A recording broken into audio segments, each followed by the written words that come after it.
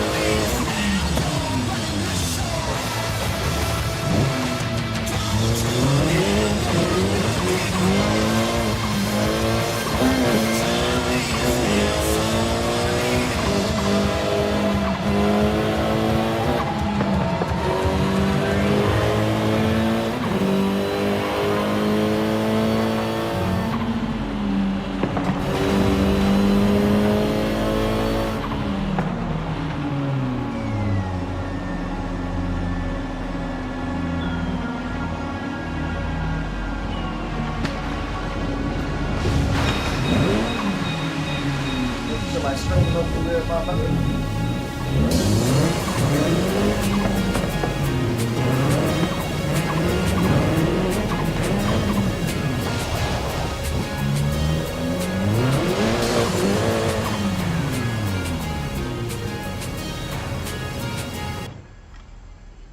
Put some fucking better wheels on.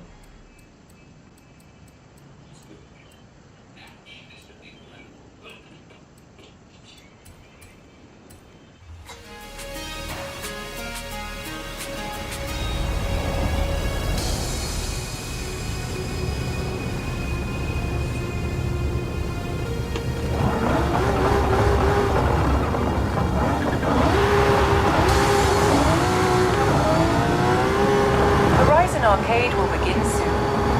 Good luck.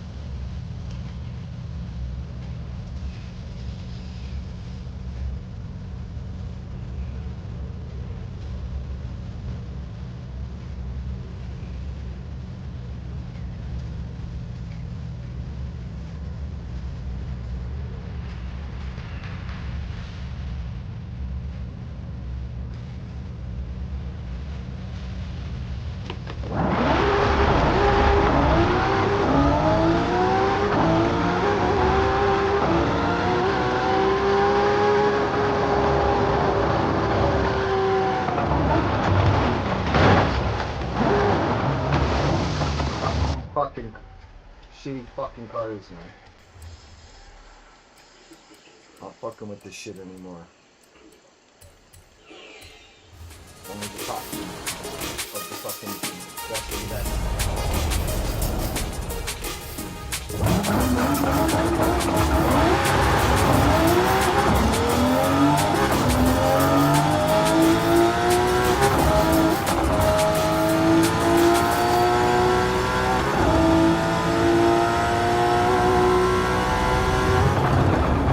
The next Horizon Arcade event will begin any minute now. Enjoy!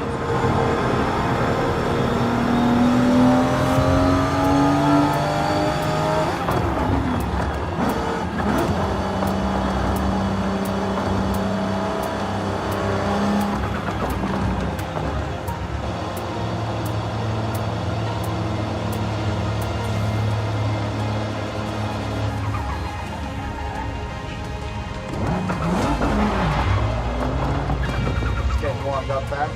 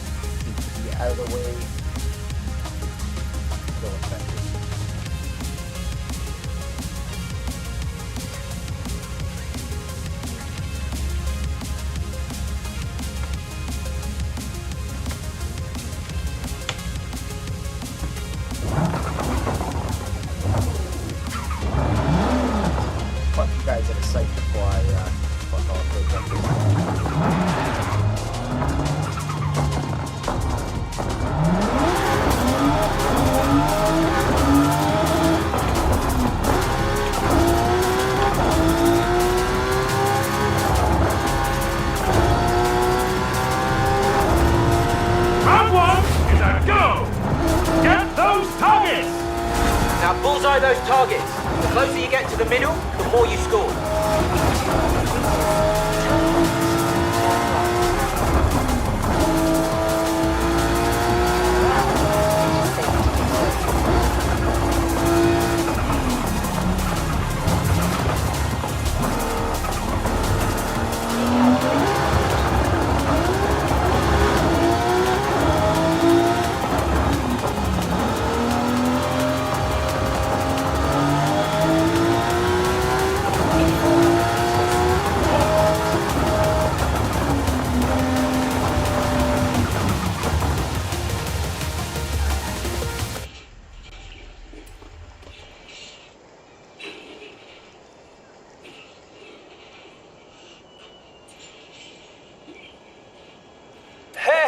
Amigo! Juan Garcia's here. I met your amigo Jamin, who runs Horizon Rush. He's very, what's the word? Excitable? Excitable, see. That's it. He's been in contact with the university. Come down to Los Jardines. I'll explain.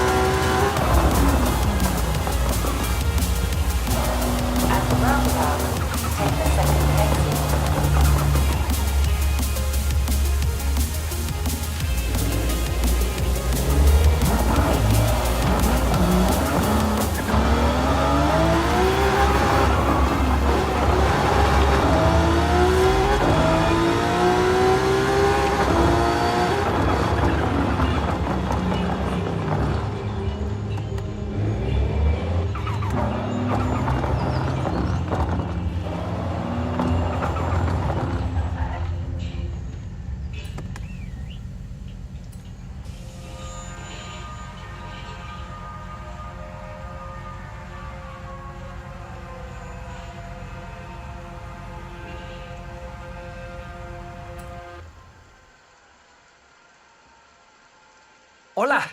Now, Jamin has asked us to take telemetry on all these stunt drivers at Horizon Rush. And he says you're the best of them all. He just says that for PR purposes. Then, we'll use science to prove if you're just being modest, no? Take the Hoonigan Cossi.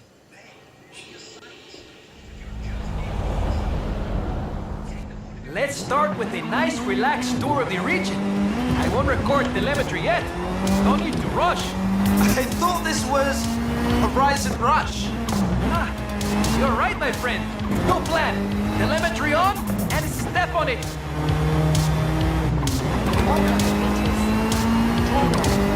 Let's get out of Los Jardines. Head north towards the canyon. We'll make this una aventura.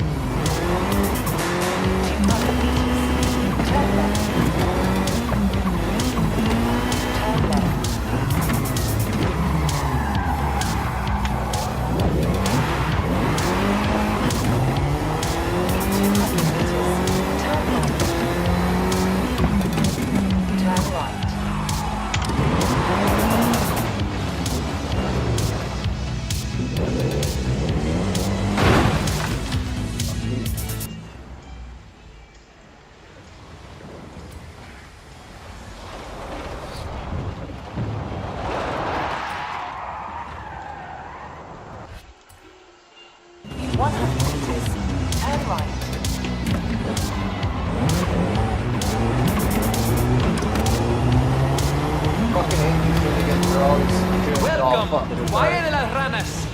The geology is fascinating. I bet you've never seen rocks like this before.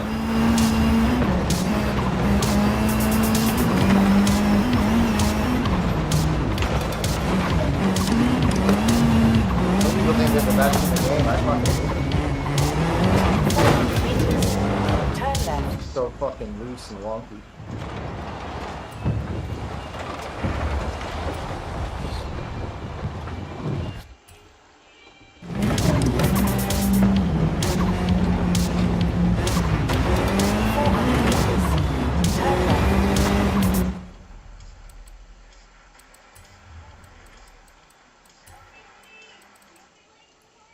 fucking radio in fucking Forza sucks. I better fix that for Forza 6.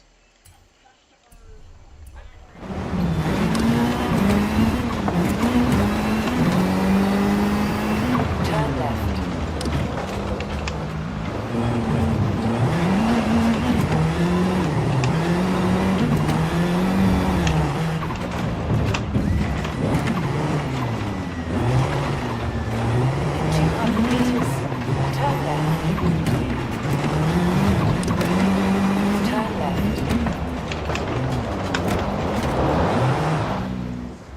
I fucking hate this car. Turn left.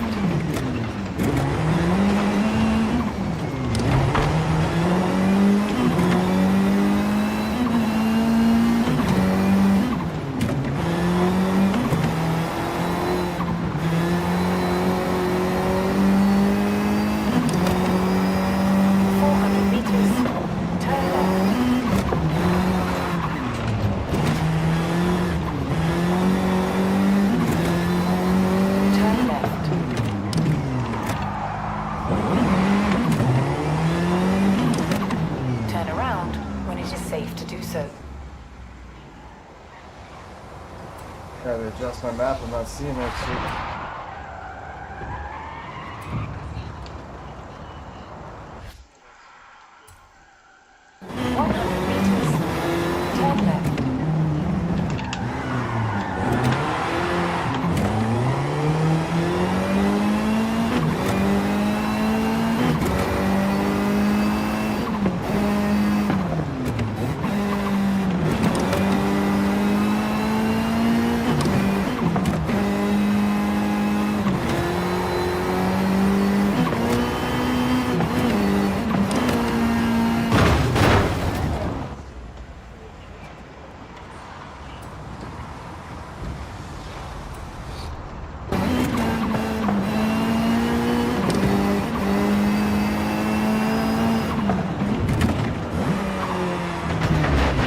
Holy fuck, man, the tires on this, everything needs to be fucking changed.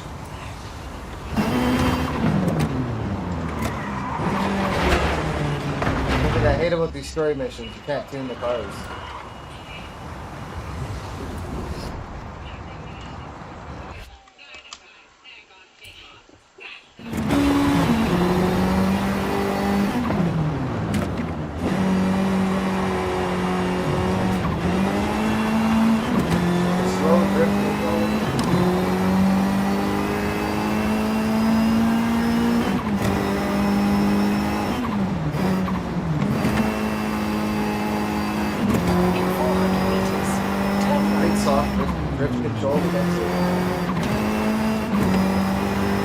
We'll take the switchbacks down into the canyon.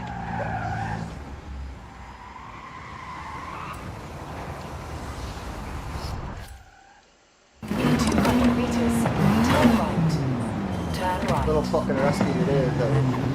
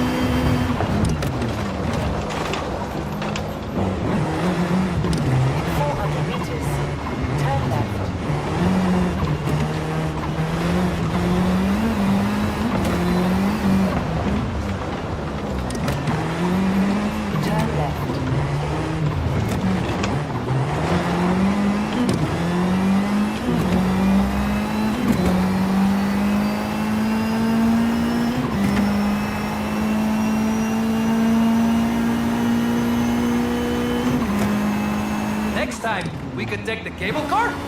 There's more scenery. but less drift.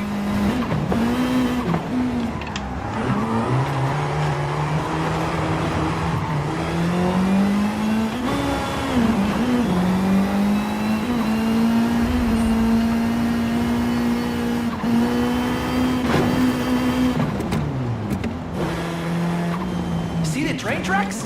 It runs all the way down the canyon. Popular with the tourists. And with Horizon Showcase drivers, I hear. That train is quicker than you think.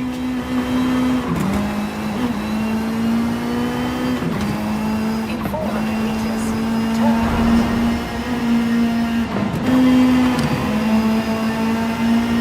Turn right.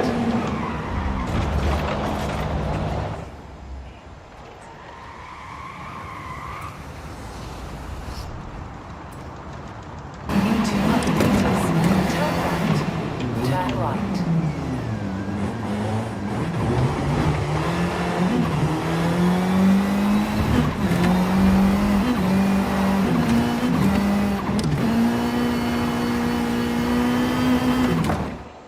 Hey, muy bien! Now you know the region. We can get much better telemetry. I'll call Jamin and the university and be in touch soon. One fucking star, that's it. The fuck. I do hate that fucking car though.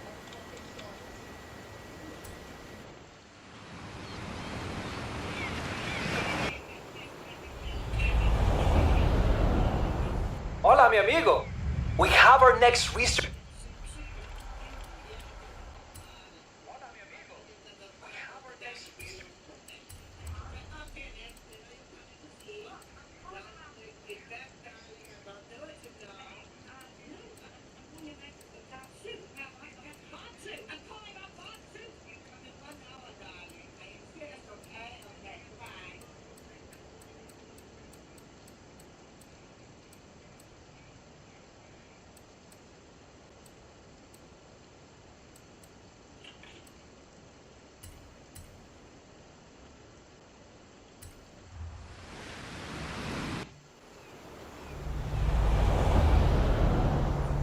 Assignment from the Hit university. me up, joint it And over, Jamin. and I'll put my shit in Mostly the description, bro. Jamin.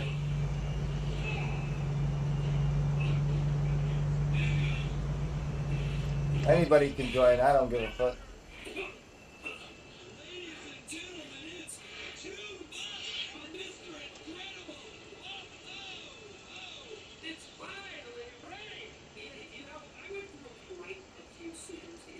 PC, brother.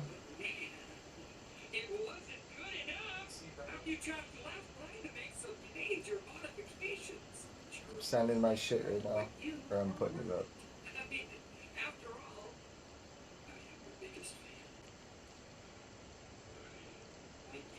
What up, Shine Pal? It's good, Splash. Fucking come join me, bro.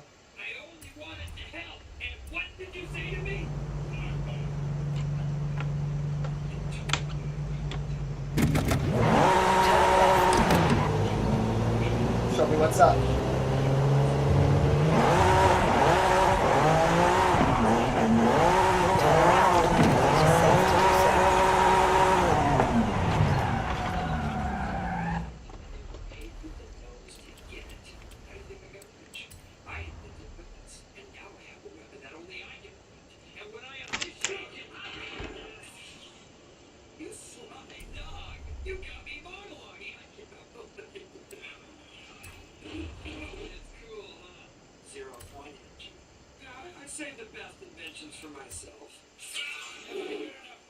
You start a convoy up right now.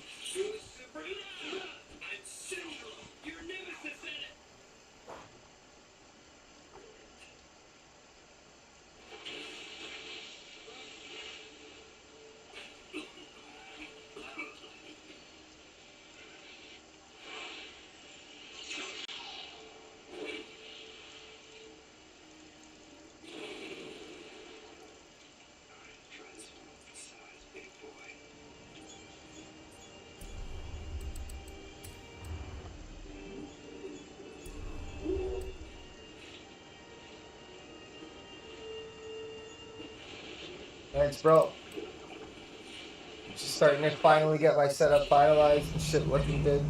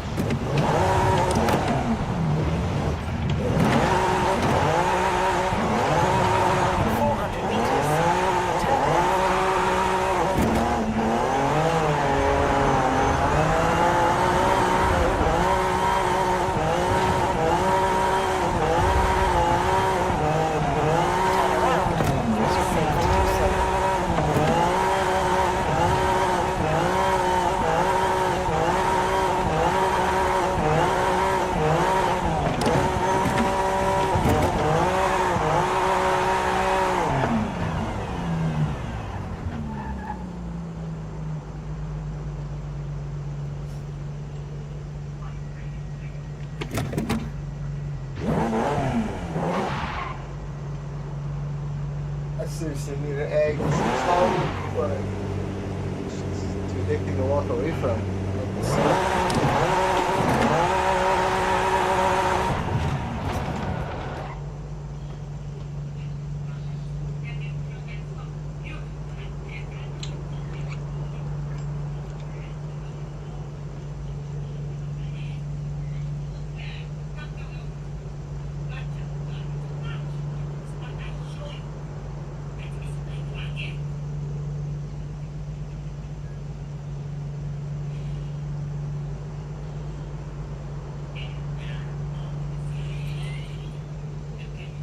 Okay, G.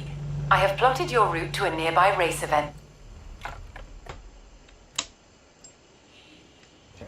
Can't really fuck with the wheel without the wheel on. Shit starts to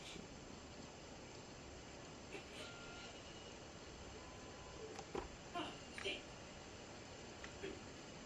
Come join me, fam. Fuck.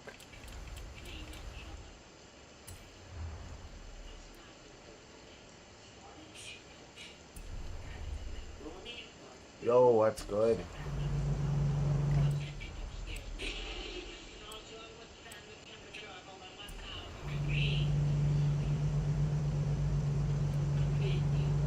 I see you, I see you.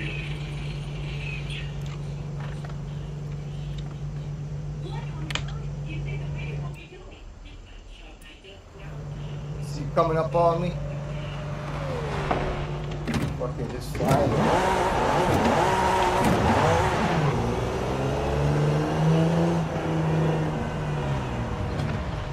Race, motherfucker, let's get a race car.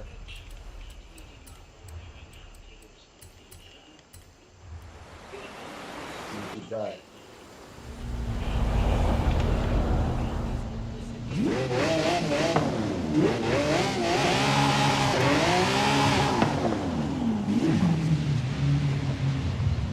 Turn around when it is safe to do so.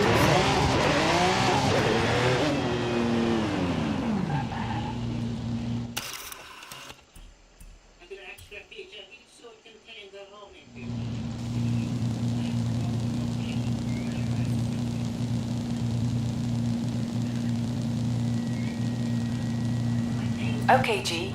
I have set your route to this season's new trial event. Turn around when it is safe to do so.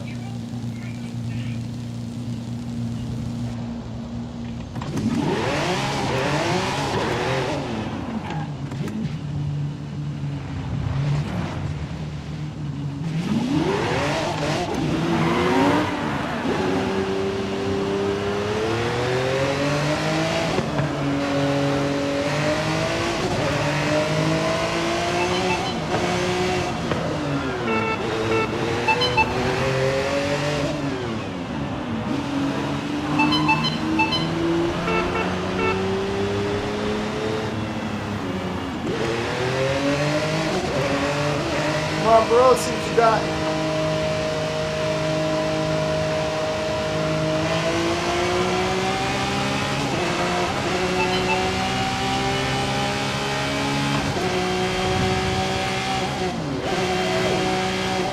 Off the road already, really? You get your license at, brother? Where did you get your license, dude? to do so.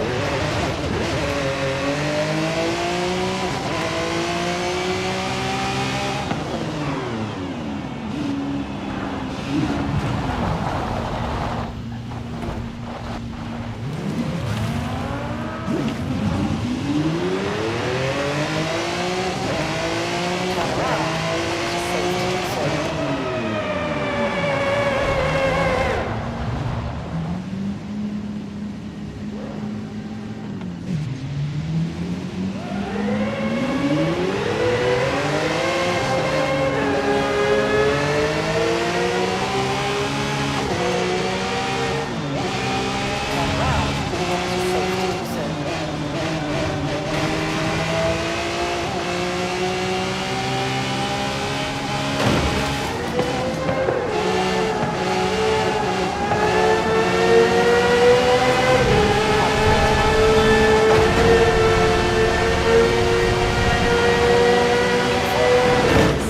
Turn right.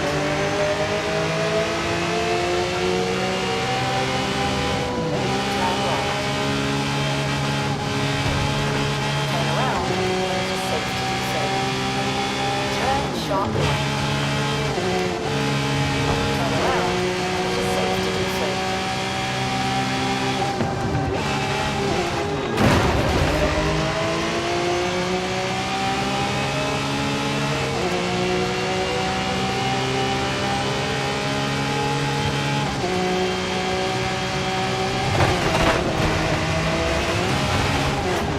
Turn around when it is safe to do so.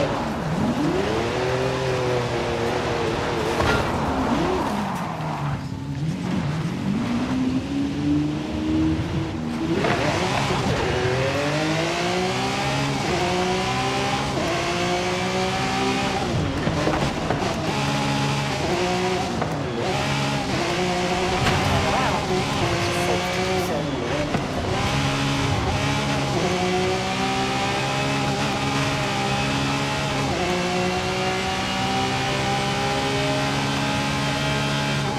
Calculated route.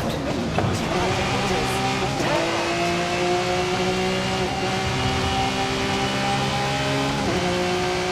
Turn around when it is safe to do so.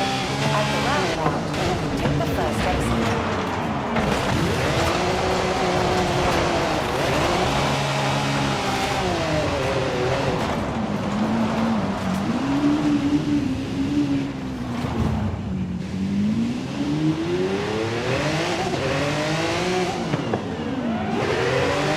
Turn around when it is safe to do so.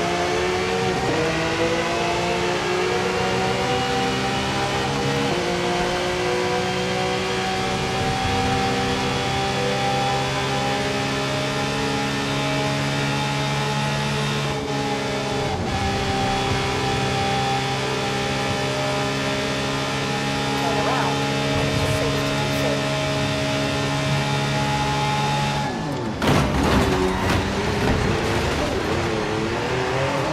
Now it's fucked.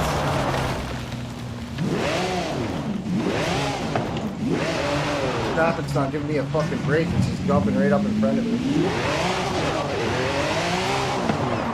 Fuck.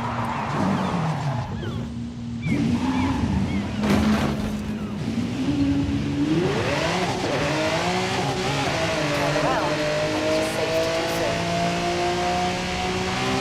Calculated route. Turn around when it is safe to do so.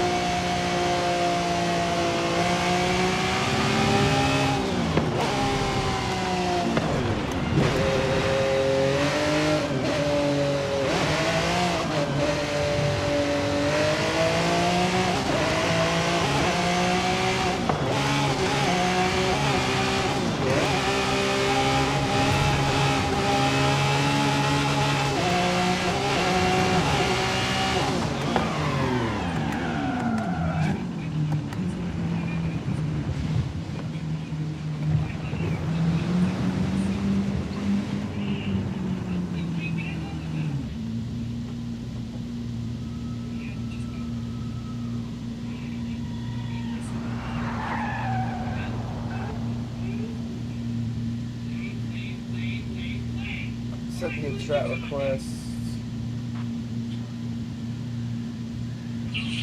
I'm still working out how to join shit on Forza, man. Like, I'm a couple hours into this game. I should fucking know by now.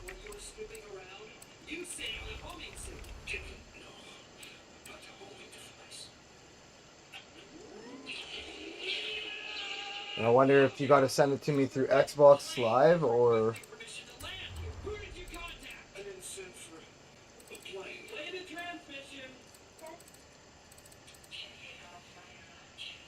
Okay. One sec, I gotta feed my son and I'll be right back.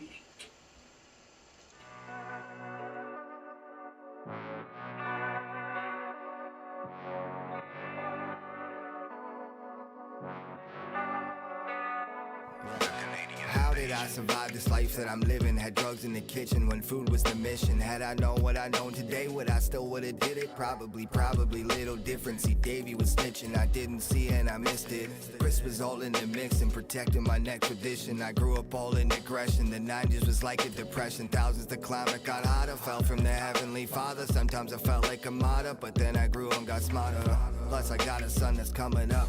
I used to run from the sun, felt like a vampire too. Was only out for the blood. I had visions of rapping, people up in the rug. Now when I get that angry, I wrap my arms around my son. I just give him a hug, and all my pain goes away, knowing his mama is dead and she lays in the grave. That ain't the greatest statement, but I ain't the greatest person. So hey, so how did I? Hey, so how did I survive this life I'm living? How did I? So how did I survive this life I'm living? Hey, so how did I? How did I survive this life I'm living? So how did I survive this life I'm living? How did I survive all those late nights tripping? I had to swallow my pride inside a cop cars dripping. I seen chalk lines, but this shit was laid out different. Looked like a walk by with 4 knives and 8 guys lit. You ain't gonna talk about them dark times, my guy, I've lived it. I'm dark side till I die, or I die in prison. Teach you pile of bullshit that couldn't stack that higher. So if you whack and you rap around me, I'm getting tired. I got a long shit list like a bitch ass choir. When I write, I'ma take them all out. Night Esquire, it's out of sight. No fight when I fight with fire. High def, motherfucker, make your mic retire. Slight twitch from the right hand, make your right man lie right beside you. 5 for 5, but don't let me remind you. 5 for 5, but don't let me remind you. So how did I? Hey, so how did I survive this life I'm living? How did I? So how did I survive this life I'm living? Hey, so how did I survive this life I'm living? So how did I survive this life I'm living?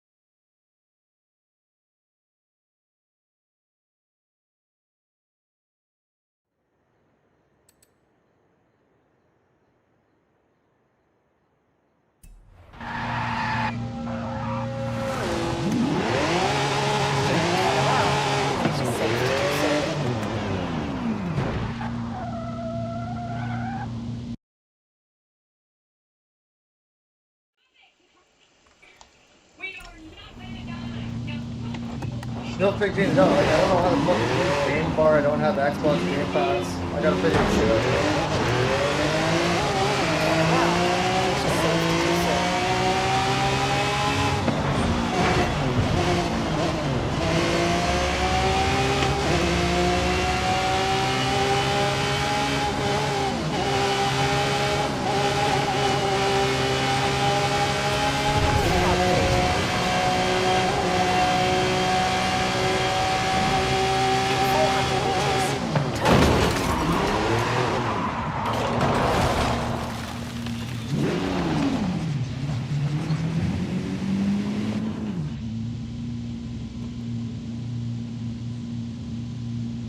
It's a game bar. Fucking game bar.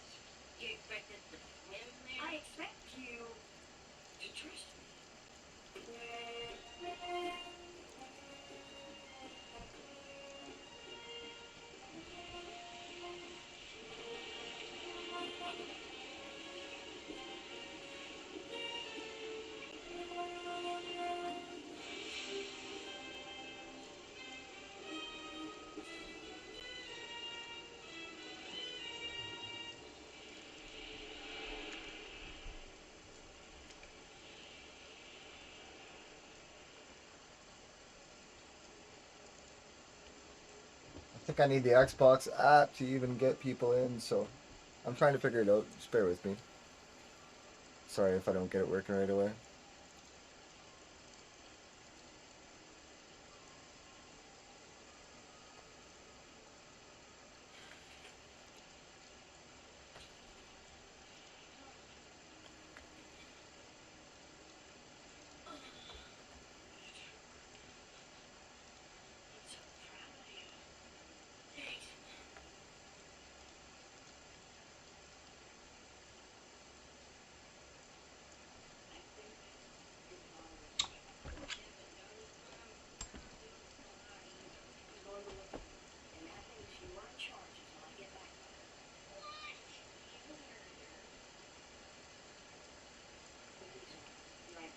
Installation's done, let's go.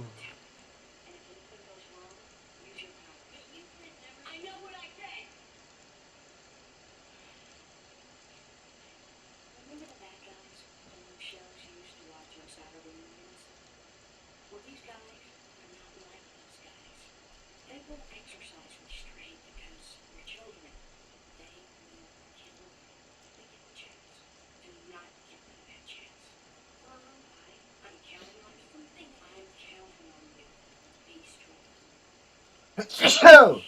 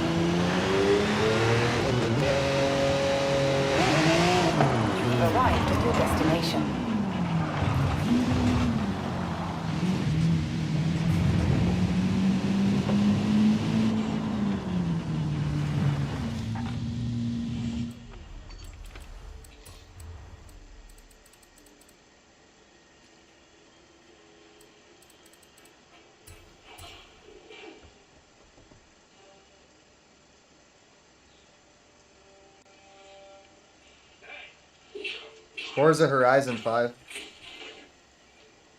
on triple screen.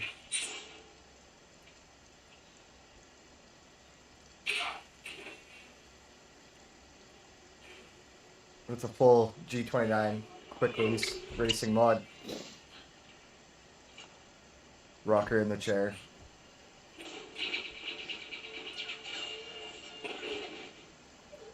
Custom shifter. E-brake. And that's the set. Thanks, dude. Closest I've had to a real drive besides driving for real. Without killing yourself, fucking dying, getting decapitated and all that shit. 400 meters. Good for Turn Forza, sharp but left. honestly it's clutch for dirt. It is absolutely clutch in dirt.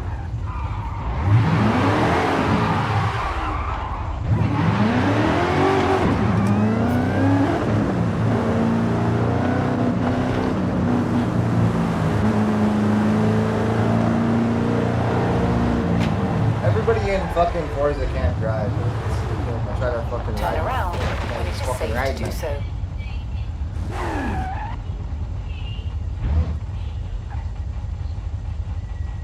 Oh yeah, full clutch. Clutching. Clutch out. Clutch out. Clutch out. Clutch out. If I don't clutch properly, I'll miss shift. So I'll show you a miss shift. See that? So it's just shifting and it just fucking whomps for a second and then shifts. But if I actually shift,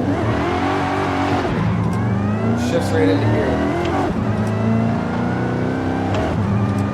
Miss shift, you'll miss shift. Pretty realistic. Hoping they do a couple of things with Forza 6 and make a couple of things better. But thanks, Mike. Fucking appreciate you, bro. Turn around when it is safe to do so. Recalculating route.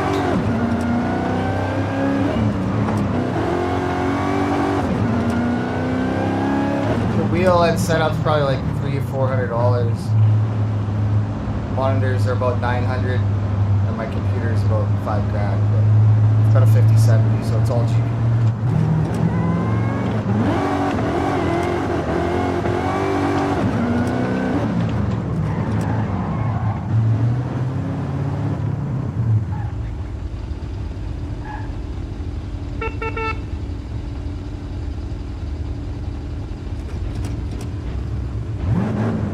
Desperately need to smoke. This thing's stopping me from smoking in the morning though. I get up in the morning, I don't even have my fucking smoke with my coffee. I start driving before I do that. It's distracting in a good way.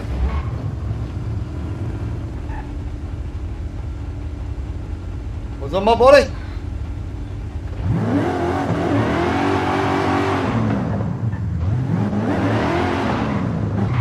Go down to the drag races and see what it's looking like today.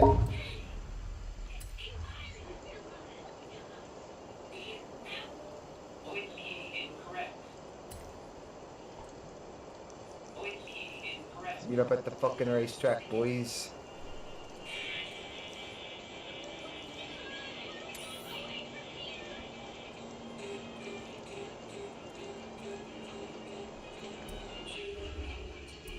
Turn around when it is safe to do so.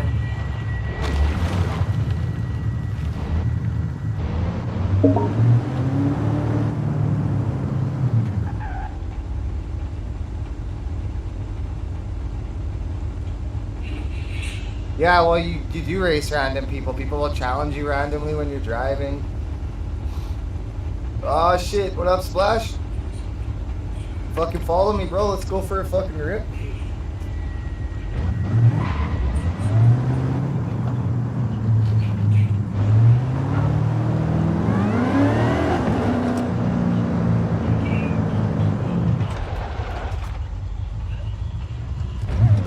My bad, bro, my bad.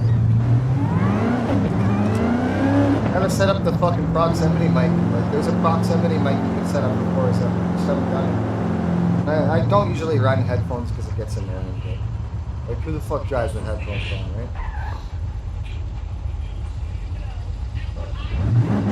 get everybody to meet up on the highway for Convoy. In 400 meters, turn left.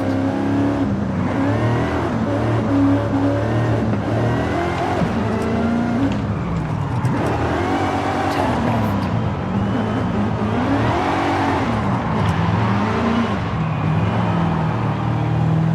One thing I'll say about Forza is I'd rather see somebody keep it on the road than drive fast all the time and fucking slam it. Round one, begin! There's the skill. Off you go and bank it.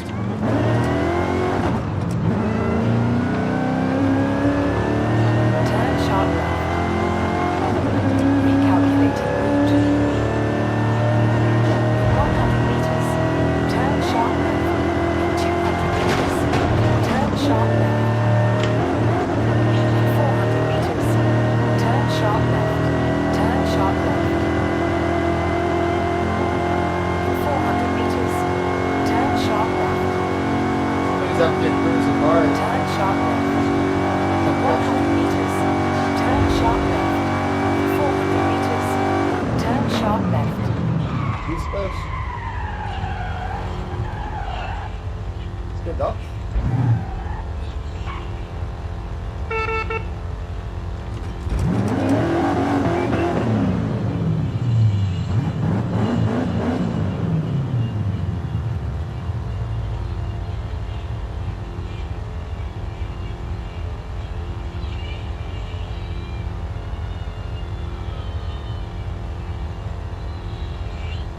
Add me on Xbox Game Pass. Alright. I'm gonna try and find this thing. Bear with me, I'm fucking dumb.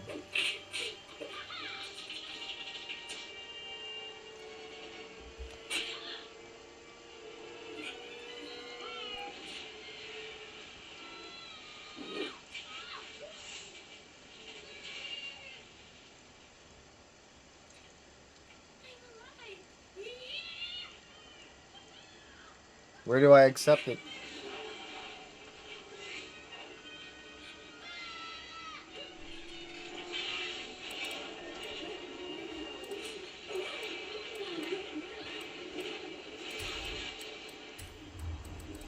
I think it'd be as easy as just adding friends and shit. Like,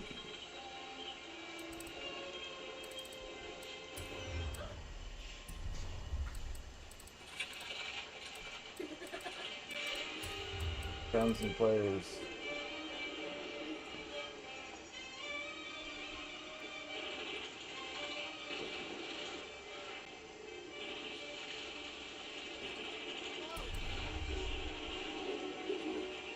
So yeah, game bar. I got that. But every time I touch game bar, I don't see any notification.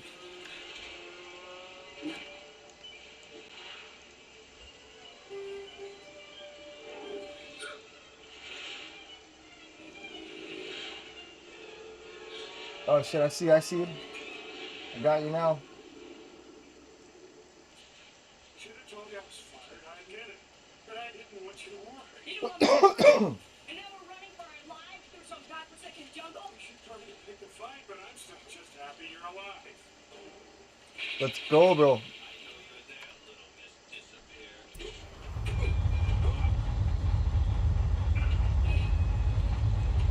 That should have, I just accepted it, so.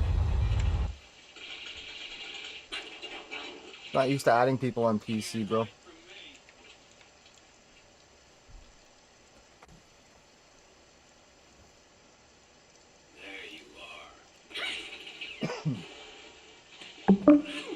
What's good?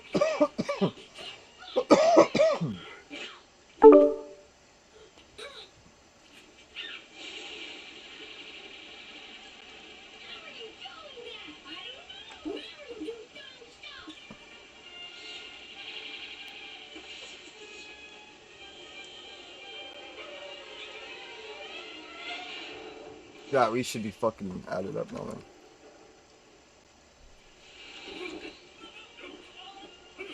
Sweet.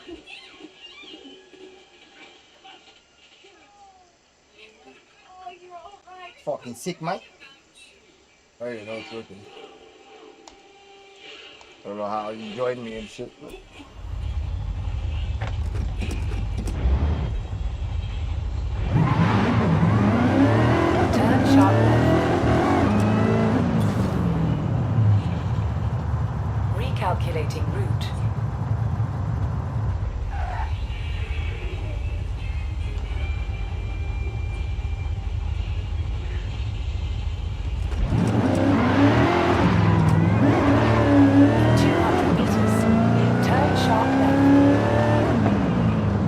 near the overpass. I'm gonna try and get everybody to Convoy here.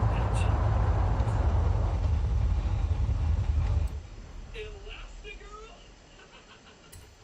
You married Elastigirl? Oh, and got busy! It's a whole family of supers! Oh, this is just too good!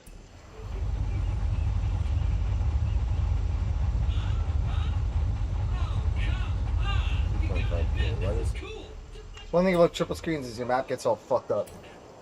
Like I can't see where I pegged.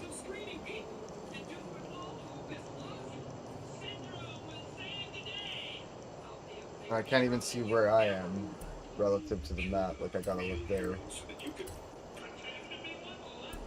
enough to defeat you, and I did it without your precious gifts, your oh-so-special powers. I'll give them heroics. I'll give them the most spectacular heroics anyone's ever seen. So that everyone can be superheroes. Everyone can be super. And when everyone's super...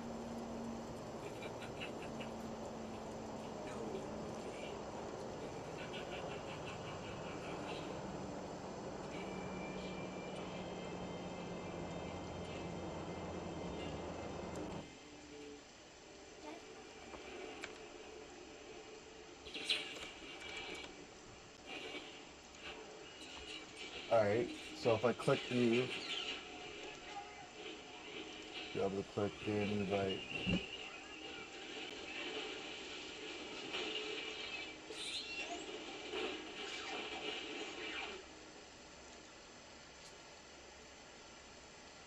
Okay, I accepted that. That should work. Failed to join Convoy. Signed account does not match game bar users. Okay, I gotta fucking sign in with a different fucking game bar is what it is.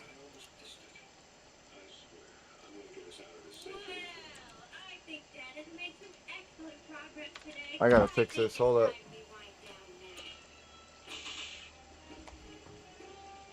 Splash, you're fucking teaching me how to fucking use fucking game bar, buddy, but I'm finding out that I'm not signed into the right profile, so I'm going to send you an invite from a different one.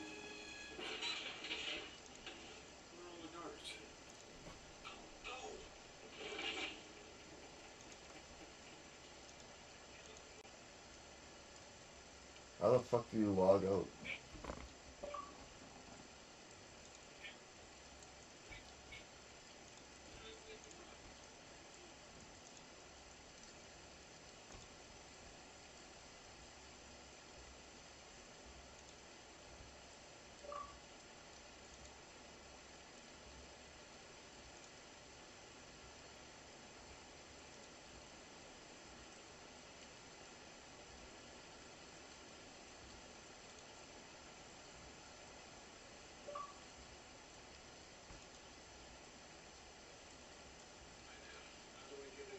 Yeah, so every time I'm doing it, it says failed to join Convoy because I'm on Join to Odin on my account for FORZA, but I'm on Edgy Hill for my Game Pass. So I'm just going to sign out of my Game Pass and sign into the proper one.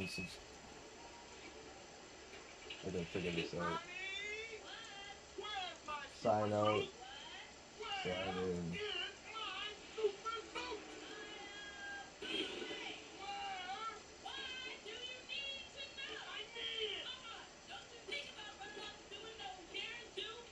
They didn't make it hard. It's everything on PC is retarded. Everything on PC is a fucking setup retarded. You gotta spend an hour setting everything up until you figure it out, but I got it now. I know what I'm doing wrong. I'm signing to the wrong account, my man. And I got my son asking me to feed him food, so just bear with me.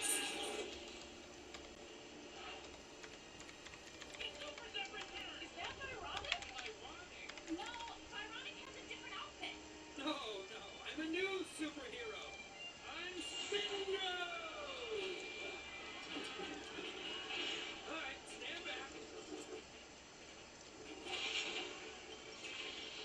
I'll have it in 2 seconds. Battle! Fuck you.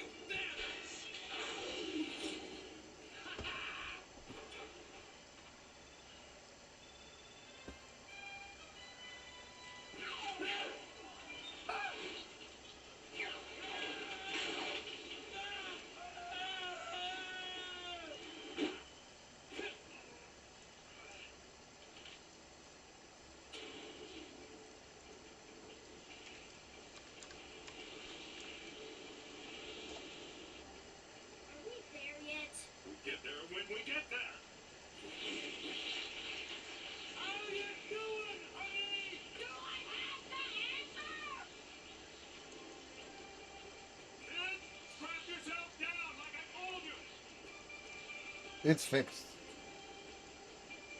Here we go, honey! Ready, Violet? Ready? Now! This is gonna be rough! Alright. Send it. Send one to Jointed Odin 1530. The robot's in a financial business. Which exit to it? Traction Avenue. That'll take me downtown. I take 7, don't I? Now I know why I couldn't join my boys and shit a couple weeks ago when I was trying to play with my friend. Take me downtown. And you helped me figure it out. Okay? My son can fucking eat when I feed him. He'll fucking wait. That's how it goes.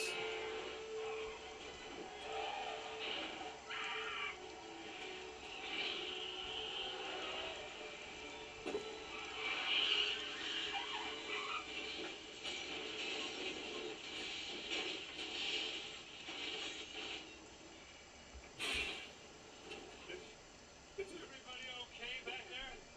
Super duper, Dad! See that again? Wait here and stay here. I'm going in. So now I should be able to just look at Game Pass Sidelines? I don't think so. I'm asking you to and wait. Game Bar. I'm telling you, not a chance. You're my husband, I'm with you. For better or worse. I have to do this alone. What is this to you? Playtime? No. So you can be used for incredible again? No. Then what? What is it? I'm not. Not what? I'm not strong enough. Stronger. And this will make you strong? Yes. No. That's what this is? Some sort of workout? I can't lose you again.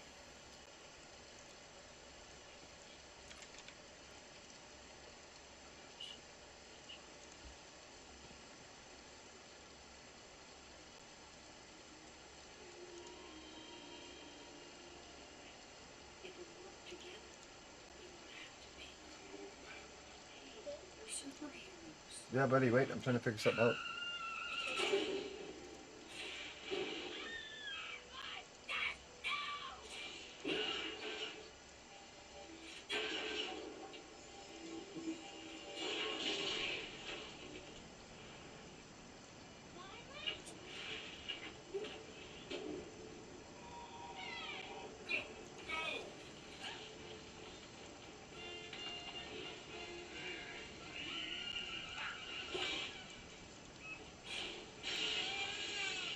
Okay, Mom. Really? Stay here, okay?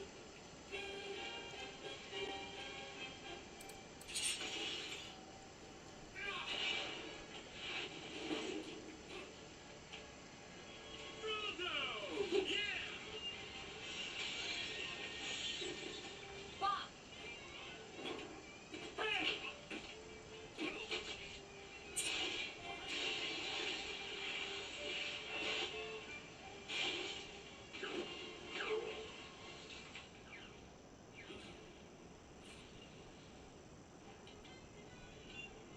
Syndrome's remote.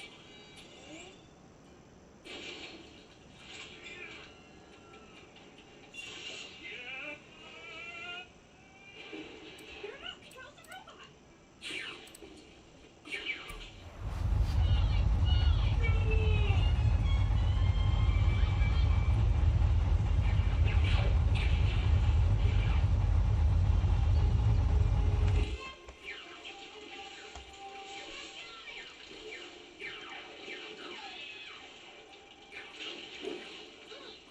Take out his gun.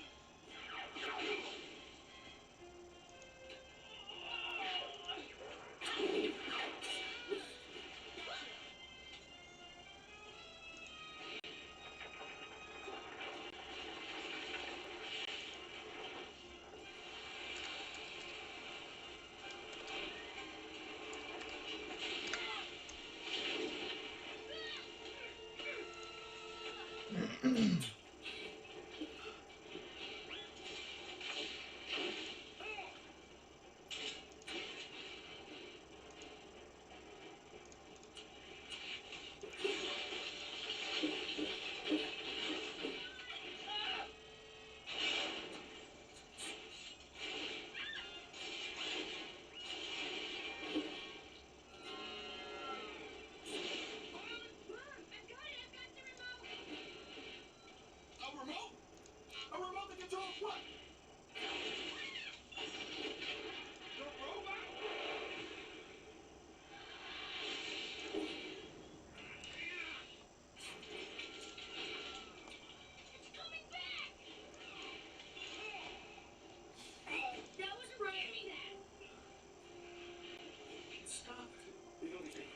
penetrated it. So.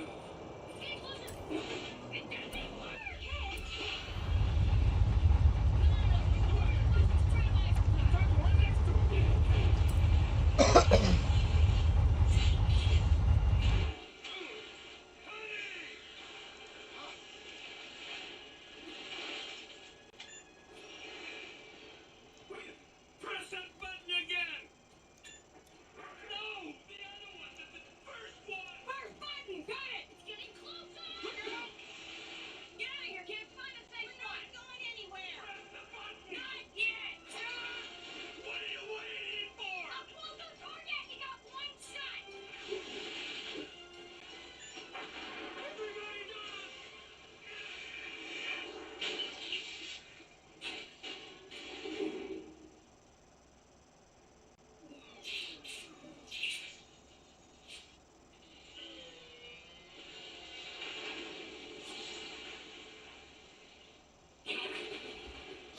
All right. Well, I'll be on all day. Send an invite.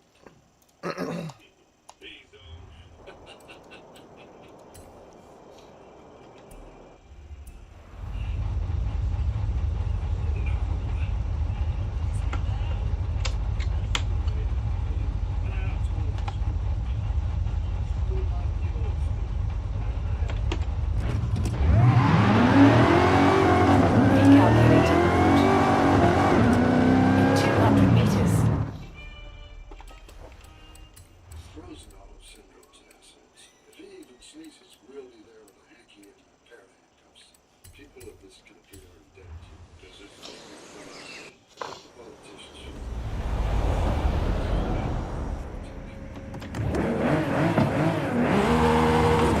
200 meters.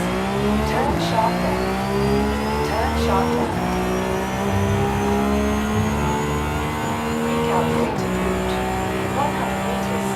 Turn sharp left. 400 meters. Turn sharp left.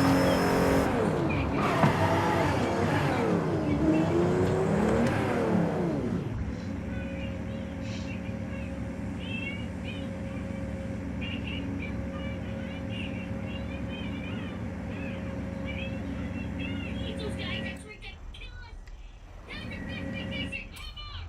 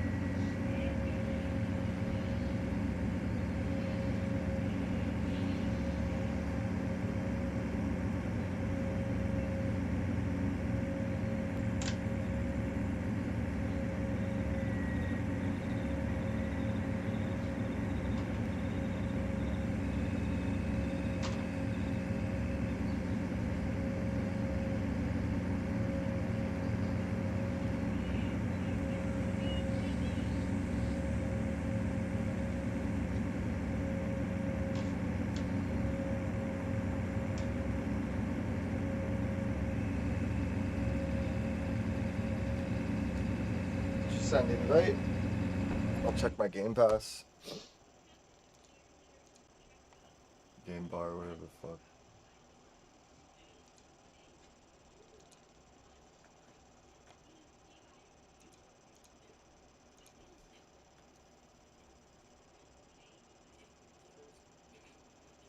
Not seeing you yet.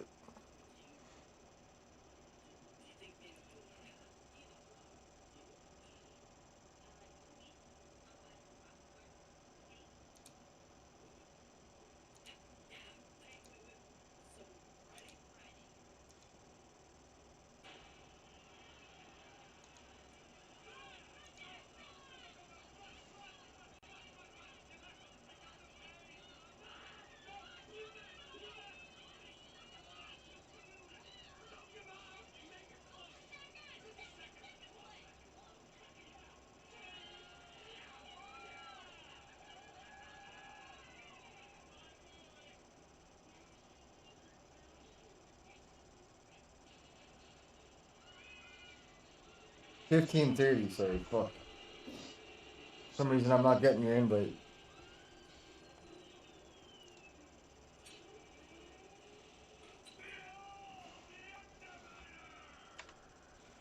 And this time it should work, because I see this shit before.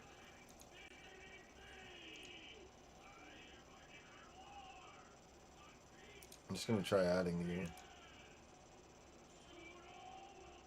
Splash edits.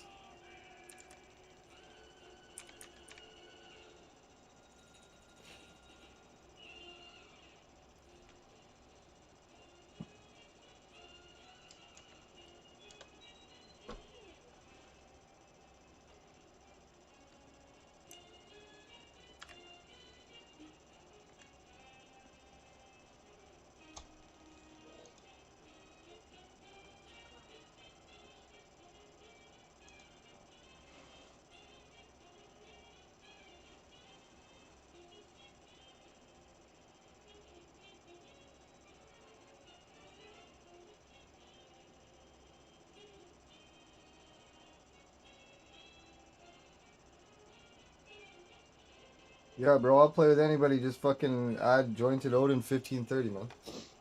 I'm looking up Splash right now.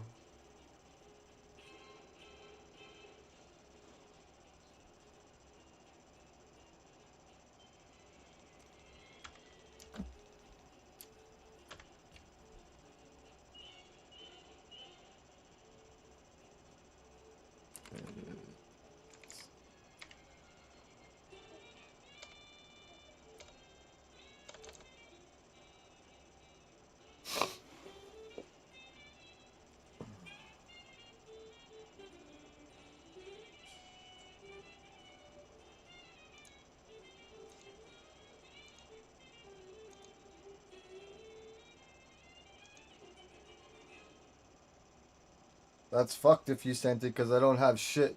There's no notification, no nothing. Why is fucking adding people on PC so fucking good?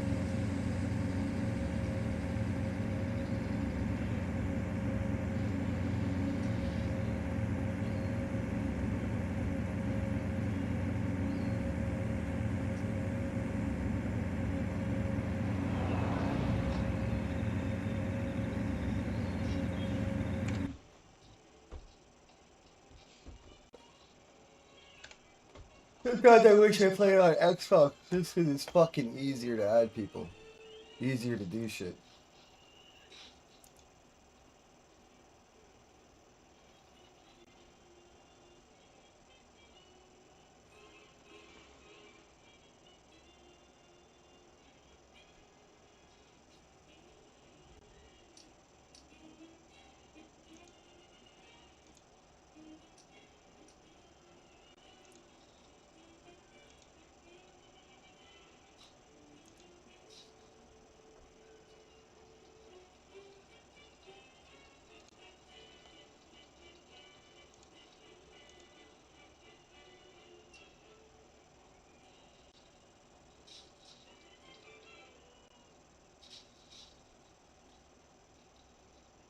Yeah, I'll send you a friend request.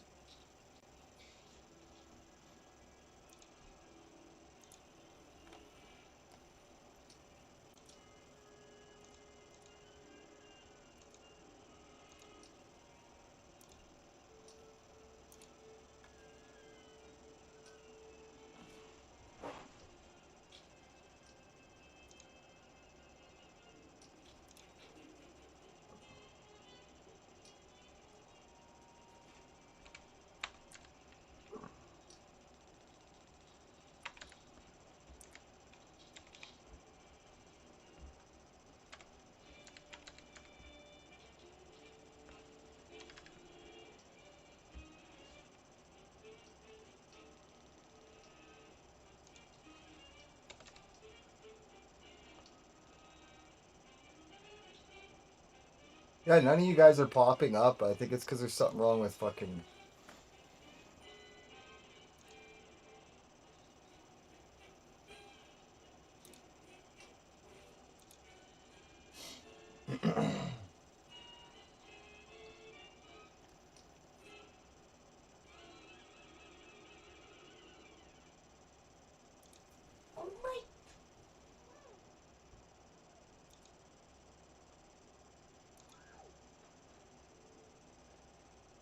Yeah, this is stupidly frustrating. I can't even fucking add you guys because I have to enable EA cross-platforming, but EA is not popping up and giving me the same thing that it just asked me. So, I don't know. I'm taking a little break now. I'll try and do this after.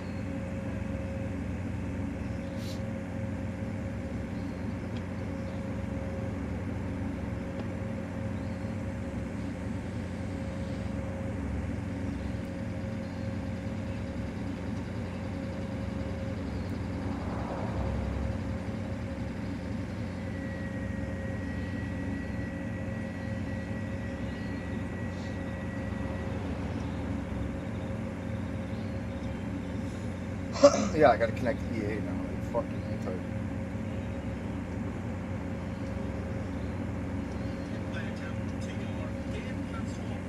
Now I gotta listen to a guy with an accent.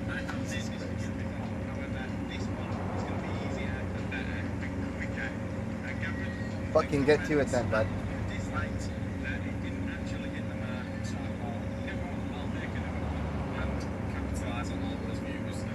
First of all, you need to make sure you have an Xbox account and to be either subscribed to Game Pass Ultimate or Game Pass PC. You can do that by clicking on the link in the description down below, which will take you to this website, and then you can just join from lounge. And so then you need to go to the next link and download the beta version of EA app, or just call EA Desktop. I think they've renamed it.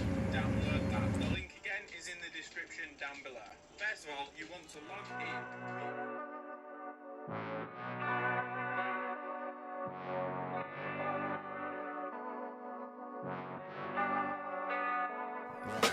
How did I survive this life that I'm living? Had drugs in the kitchen when food was the mission. Had I known what I know today, would I still would've did it? Probably little different. See, Davey was snitching, I didn't see it and I missed it. Chris was all in the mix and protecting my neck tradition. I grew up all in aggression. The 90s was like a depression. Thousands to climb, it got hotter. Fell from the heavenly father. Sometimes I felt like a martyr, but then I grew and got smarter. Plus I got a son that's coming up. I used to run from the sun, felt like a vampire too. Was only out for the blood. I had visions of rapping, people up in the rug. Now when I get that angry, I wrap my arms around my son. I just give him a hug, and all my pain goes away, knowing his mama is dead and she lays in the grave. That ain't the greatest statement, but I ain't the greatest person. So hey, so how did I? Hey, so how did I survive this life I'm living? How did I? So how did I survive this life I'm living? Hey, so how did I? How did I survive this life I'm living? So how did I survive this life I'm living? How did I survive all those late nights tripping? I had to swallow my pride inside a cop cars dripping. I seen chalk lines, but this shit was laid out different. Looked like a walk by with 4 knives and 8 guys living. You ain't gonna talk about them dark times, my guy, I've lived it. I'm dark side till I die, or I die in prison. Hell of an awkward line for you whack ass liars. Such a pile of bullshit, they couldn't stack that higher. So if you whack and you rap around me, I'm getting tired. I got a long shit list like a bitch ass choir. When I write, I'ma take them all out. Night Esquire, it's out of sight, no fight when I fight with fire. Yeah. I gotta link my EA account with my Xbox Games account. Just a little bit of a fuckery. Give me about 10 minutes, I'll have it all fixed up though.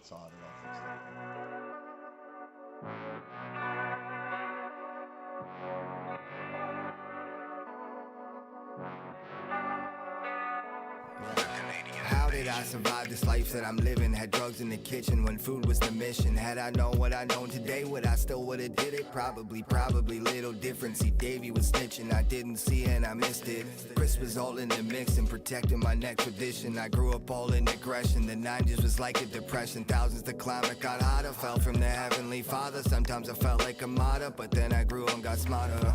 Plus I got a son that's coming up. I used to run from the sun, felt like a vampire too.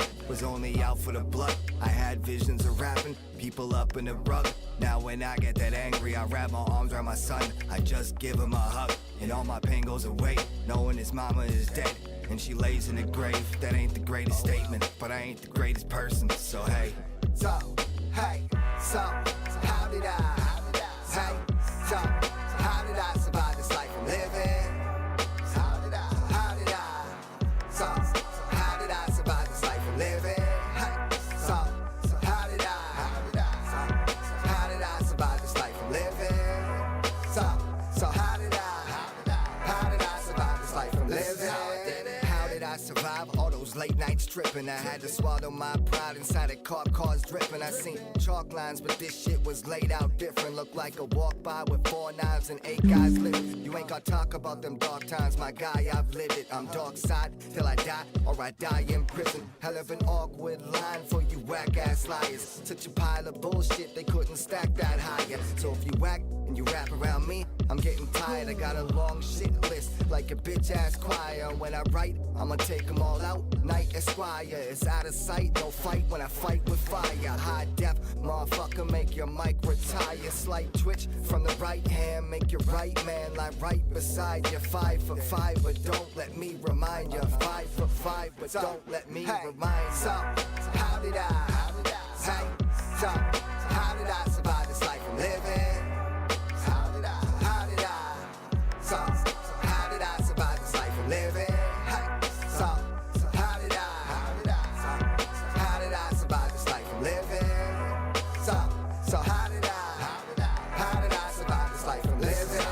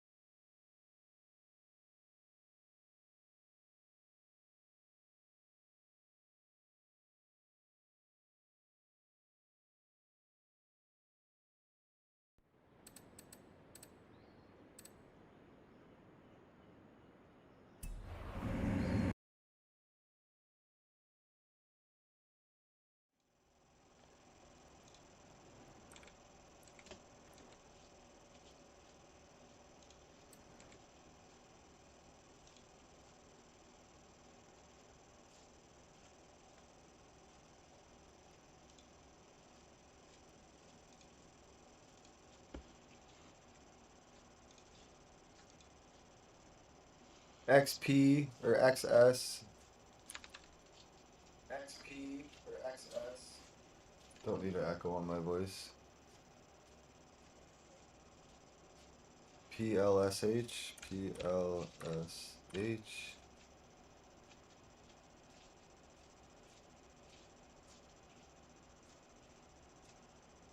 XYZ. There you are.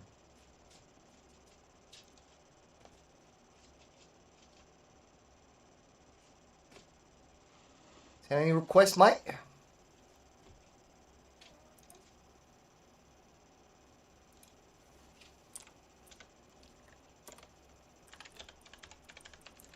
It's my day, Mike. And then I'm gonna finally make these fucking eggs for my son, so you just join me, or if I get the invite and then I come back, I'll join you no matter.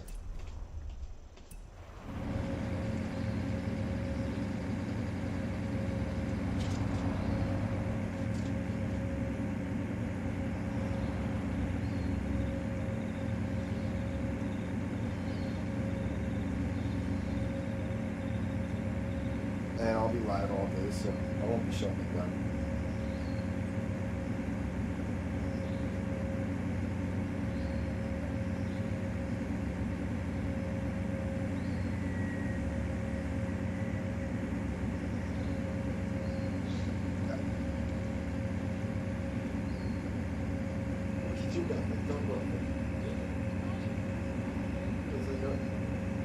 Tyler's filming and she's fucking dropping my see the shits.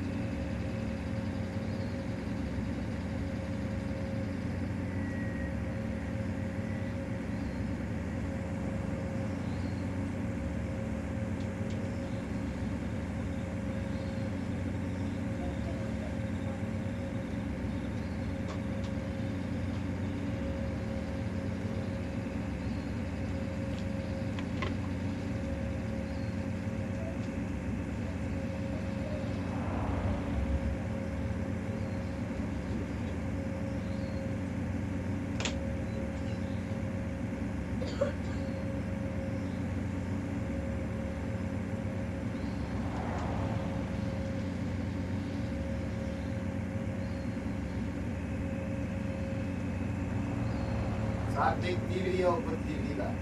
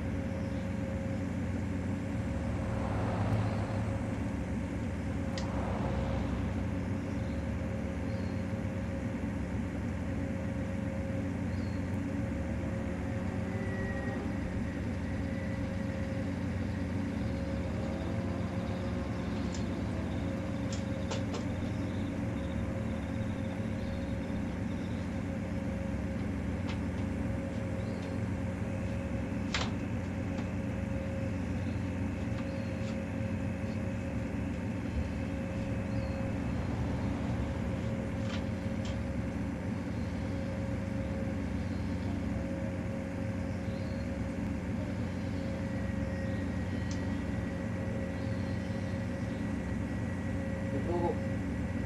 There's UFO videos on YouTube. Playing this just got added to Xbox Game Pass #gaming on YouTube. Oh my god, this is the best music game on there. You know that amazing There you go. AAA game?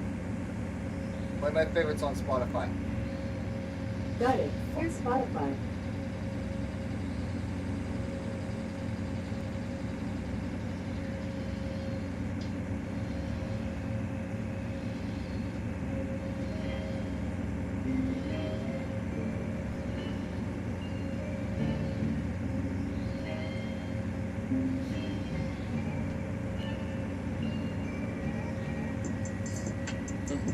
Hey, handball say swing the beat, telephone ring, hang the beat. I just answer for the dope. Yeah, I can't even really explain this shit. It ain't really been the same since I got some change, just wanted more. Yeah, hey, please get rid of my headache. Need my chain like headache. Need my back so headache. Hey, we just really wanted more. Hey, I need my pen, better up, sure that voice will probably be proud of me. Soon as my stuff bubble up, no one's up, me, better that down with me. I'ma get pounds of me, I just got miles to be. I done been round the block, I done put time in that. Niggas ain't clocking me, oh yeah, the south side, nigga, man, I'm back in this for real. I might just be up for real, propane, keep it in the hill. Gold tank, beat up the hymns, I'm not like that, why be up the win. The back drop, not being the man, I'm better max out there, real. The game is keep up, I'm pushing the grind, I'm shouting. Either you down, or we're grabbing, please make it wind up, shouting. I don't got time, but let it go private, what you talking about, shouting. How about my trap out, shouting. Window better on lockdown, top down, moving through the level, see the best when I go. Hey, handball say swing the beat, telephone ring, hang the beat. I dance for the dope. Yeah, I can't even really explain this shit. It ain't really been the same since I got some change, just wanted more. Yeah, hey, please get rid of my headache. Need my chain like headache. Need my back so headache. Hey, we just really wanted more. Yeah, my dog on purse. Bitch ass nigga don't front. Keep on cut. All these hoes gon' learn. Me and my dog don't talk on an everyday basis, but still get money. Me and my bitch don't talk on an everyday basis, but still get touch. Nigga might buy like stomach. I was spit like stomach. I was spit like stomach. Run through check one. Some just like home nuts. Call check for my face in the back. God told me I wanna make no shit. I'm just paying in the need. Need my code in the meter. We don't answer for the phone like I make a picture, nigga. Are you eat? Yeah. Handball say swing the beat, telephone ring, hang the bitch. I just answer for the dope. Yeah, I can't even really explain this shit. It ain't really been the same since I got some change, just wanted more. Yeah, hey, please get rid of my headache. Need my chain like headache. Need my back so headache. Hey, we just really wanted more.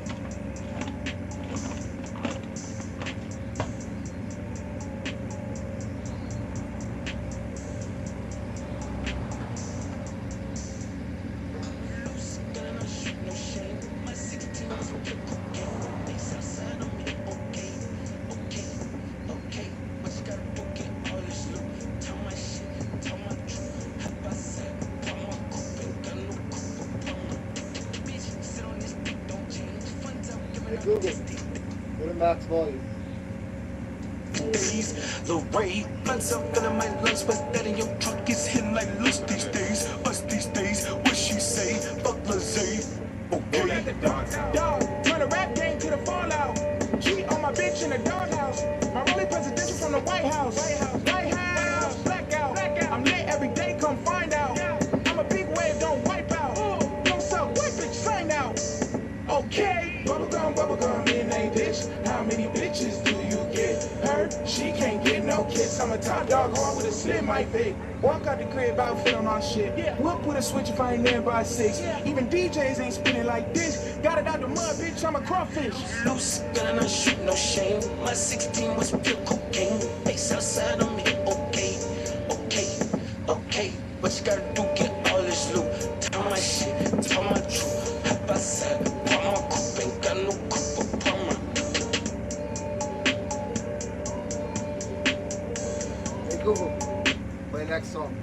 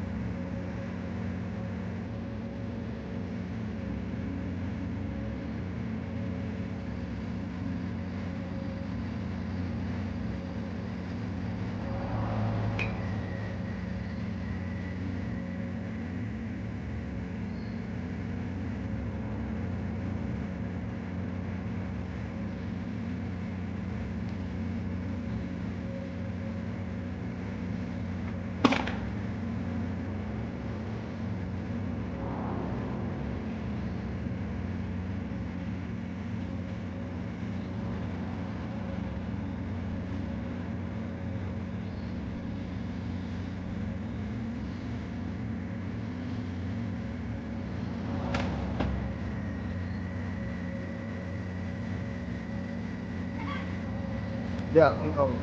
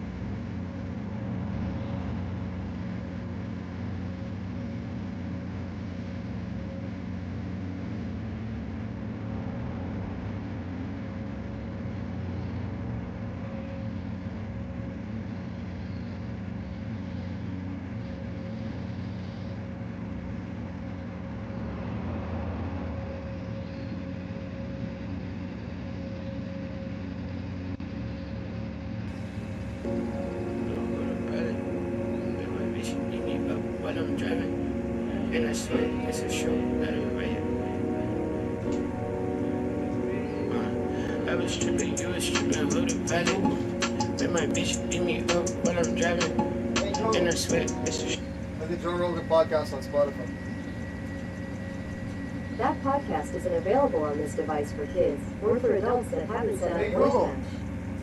Play the Joe Rogan podcast on Spotify, you fucking stupid fucking cunt. I looked for the Joe Rogan podcast on Spotify, you stupid on Spotify, but it either isn't available or can't be played right now. What I'm serving is bread. Hey Google, play the Joe Rogan podcast on Spotify. Got it. Here's the Joe Rogan Experience on Spotify. And hey Google, don't talk back to me, you fucking cunt. That podcast isn't available on this device for kids or for adults that haven't set up voice match. And they become very important. Later on, they're the beginning of the Messianic line. So it's a very intricate tale with very, I think you can make some cool conversations between some of the main personages in the narrative. You know, there was a book called The Red Tent. Can I ask you about the lot? Like, how old was that story?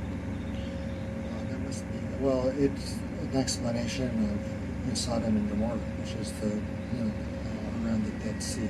There was a conflagration of some sort. Have any of your guests spoken about Sodom? You know, what actually happened around the Dead Sea? It was quite catastrophic. Well, tell us. Well, the story on the lot, yeah. I mean, there was fire and sulfur pouring down on Sodom and Gomorrah. Yeah, it was the end of the plain. Yeah, so that's the southern part of the Dead Sea.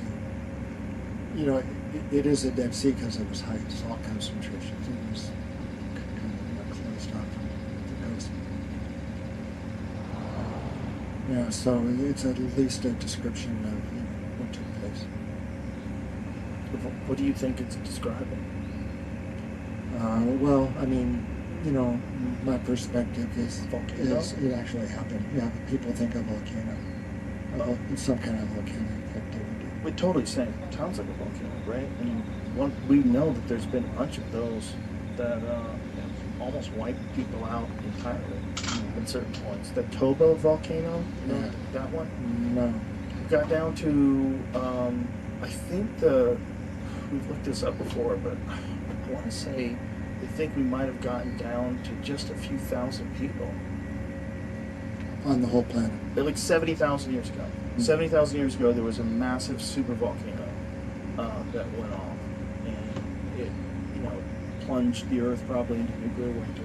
And they think that our genetic line entirely of the human race on Earth came from this few thousand survivors. Joe, can we take a Yes. break? You gotta pee? Yeah. Yes. We'll be right back, folks. Yeah, so we were talking about the alternative. Yes. Explain what you mean by that. Like these things are happening in an alternative dimension. Right. Yeah, I think they're happening in an alternative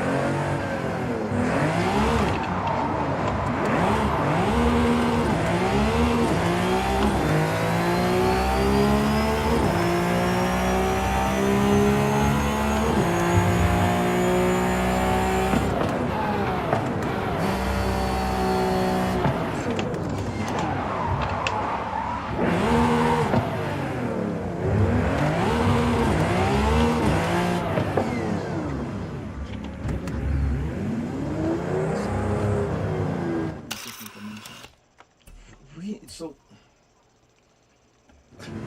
Is this your own personal conclusion? Yeah. Well, you know, I'm not sure what's you're asking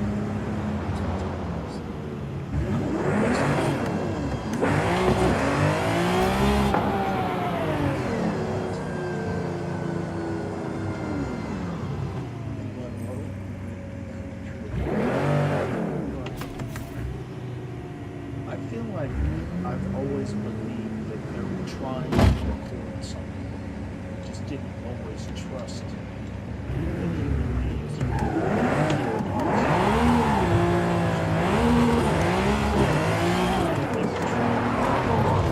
Was it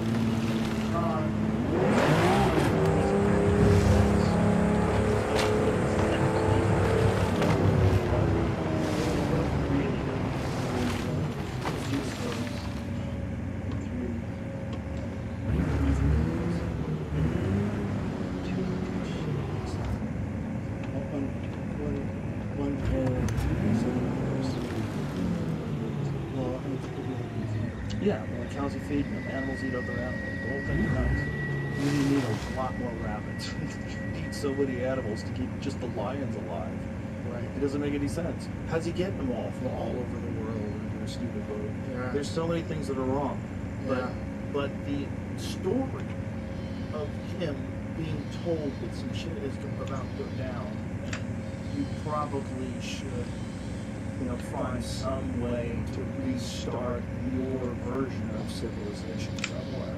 There's probably multiple, like the flood myth that we, whatever you want to call it, the stories of the flood that you get from Gilgamesh, that you get from Noah. It's not just those. There's many different cultures all throughout history have a flood story, right? So it's probably likely that some crazy shit went down. There may have, there most likely was a flood. So what do you learn from it? Like how do you better on what basis do you rebuild? So, the biblical one was interesting because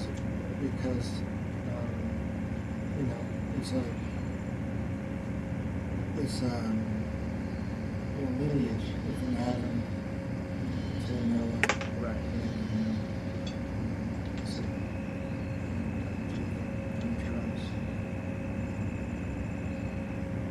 So when you talk about things happening in the alternate dimension, like, is that what you think like the birth of mankind is as well, like Adam and Eve? Well, I mean,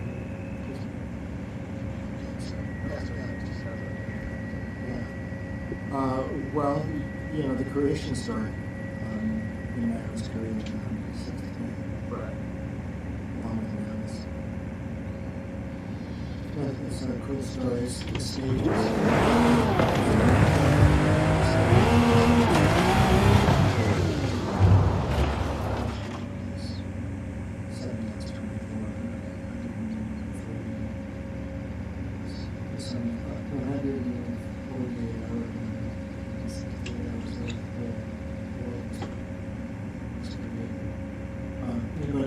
Broken into stages, in 7 stages, which is one of the translations of the word is usually translated.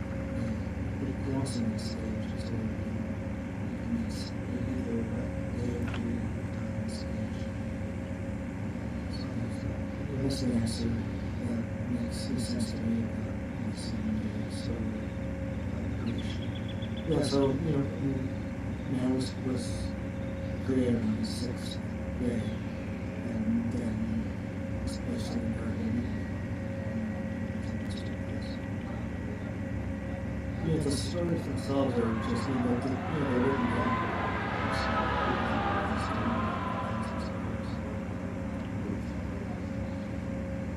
The mention of Lilith in that. Really? Yeah. What's the story of Lilith and Mark? Well, it comes from what's called Midrash. What's that?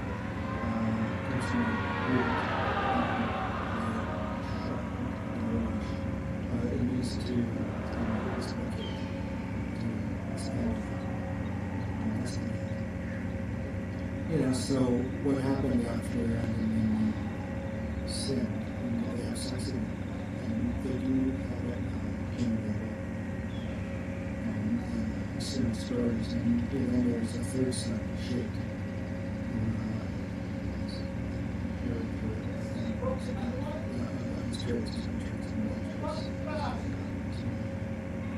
and so there's a speculation that Lilith was a demon that slept with Adam after they sinned, and when they first acknowledged good and evil. So there's a story that built up around the Lilith story that they were separated from Adam and Eve, separated or prayer. So this attitude was expanded in the Midrash, that there was demons who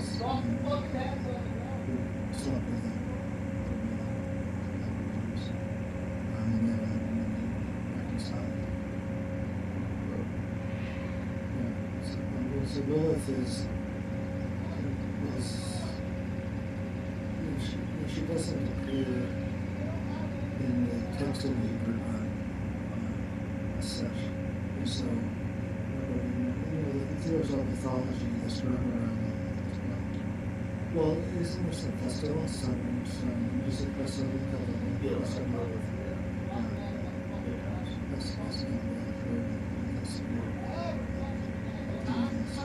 Sure was not Are we sure? It was our neighbor.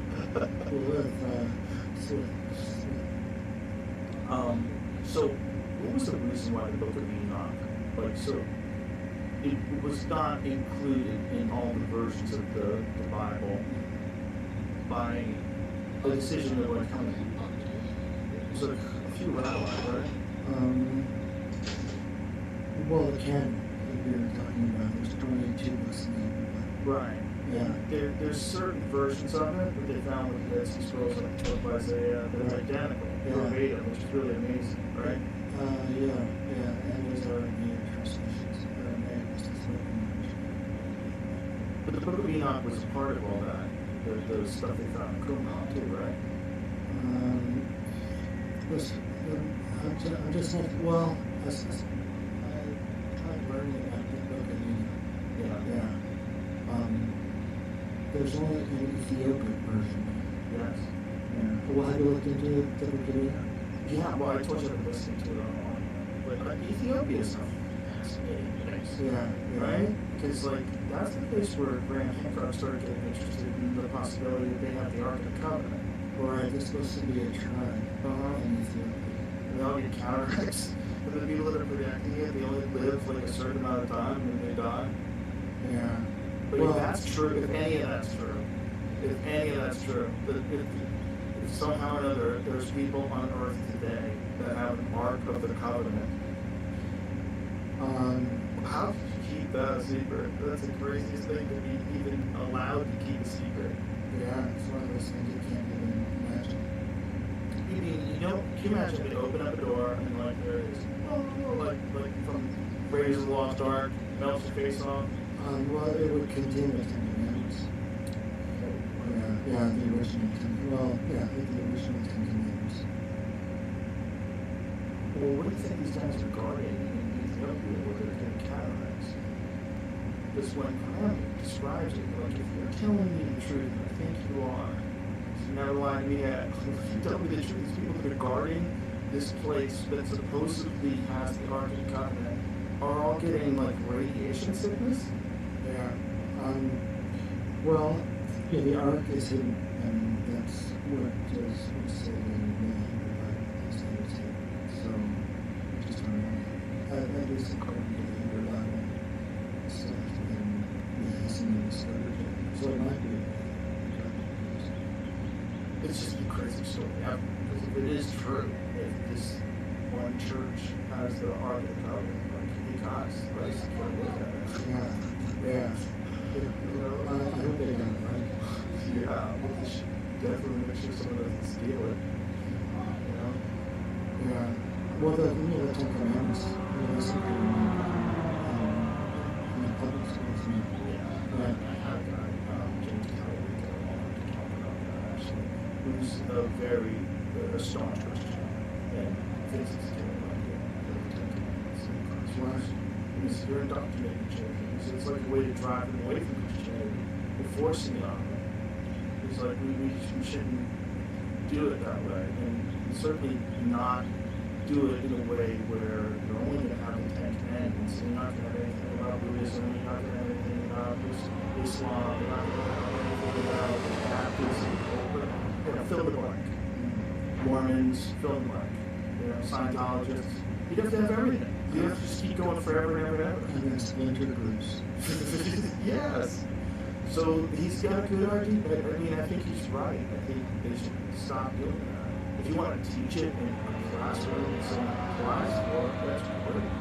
But like putting it on a wall of every class seems kind of the same. Apparently he was saying that it's just a couple of different gentlemen in Texas that are like super wealthy and super Christian, and they want this to be like a theocracy. Where have we heard that before?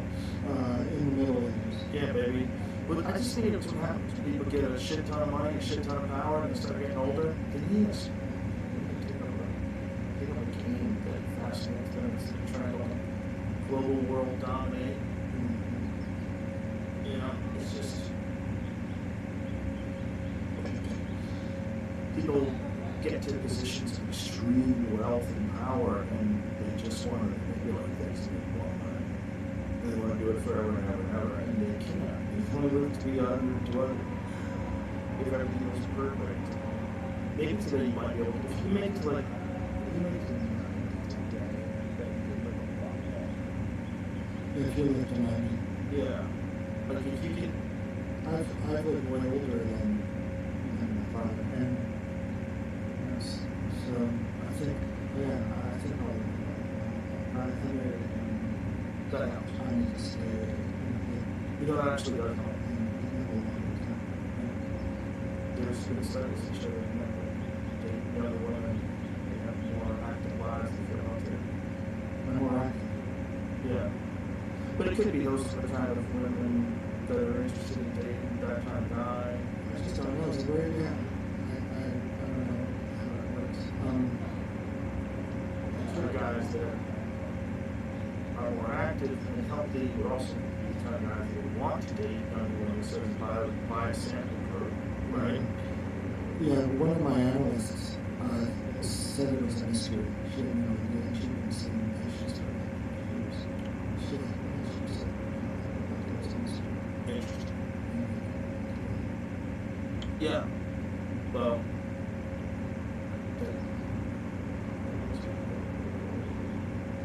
Well, that's it. Yeah, that's the book of Ecclesiastes. So, goodness, all but in the end, you should make it right happy and eat and drink and be merry. It's good advice. Solid advice. If I was living 2,000 years ago, I'd probably say the same thing. Right. There's no medicine, you have no antibiotics, there's no orthopedic surgeons that are going to put your knee back together again. Yeah, it's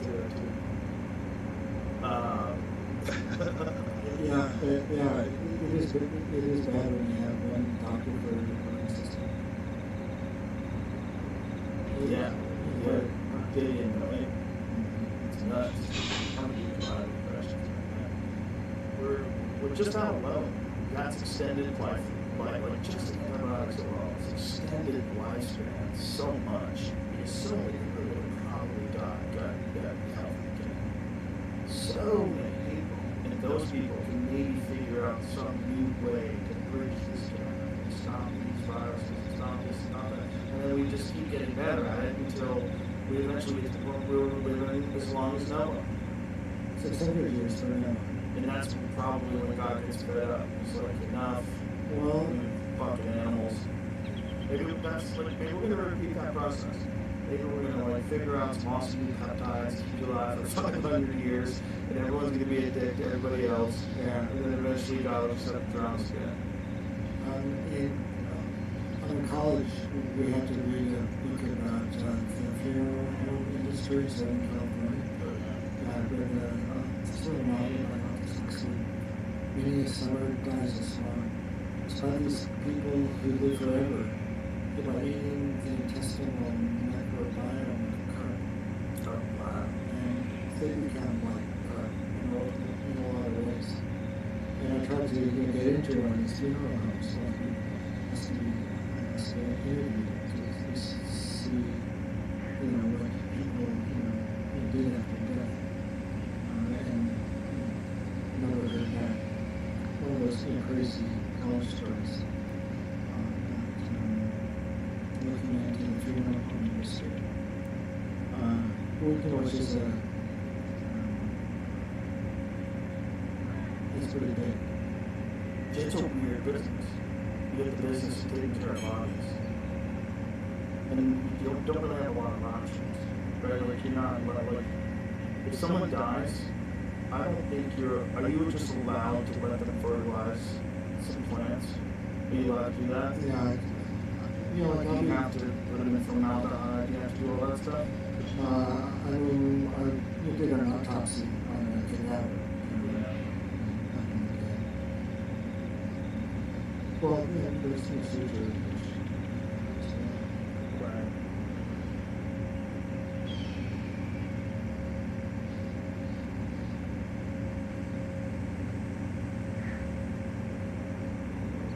Those are on cars. I know. Well, I love the Hebrew Bible. Yes. I spent all my time on it. Just the weirdest thing there is. Do you have any idea why the is supposed to exclude from being included in the Bible? There seems to be some debate about that, right? Yeah. I know. There was I think that the Sea Scroll community used to look at it was like a right. Right. Yeah. Well, the thing about the Book of Enoch is really, very psychedelic. But there's not much, I don't think there's much in it as far as Judaism itself. I mean, it's a discussion of the righteous being rewarded and the evil being punished.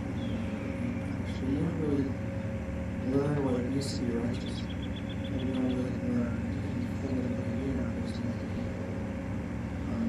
You don't know how. There isn't all that much information. It's just historic and it's weird astronomical. So, I think it may not have been included in the Hebrew Bible.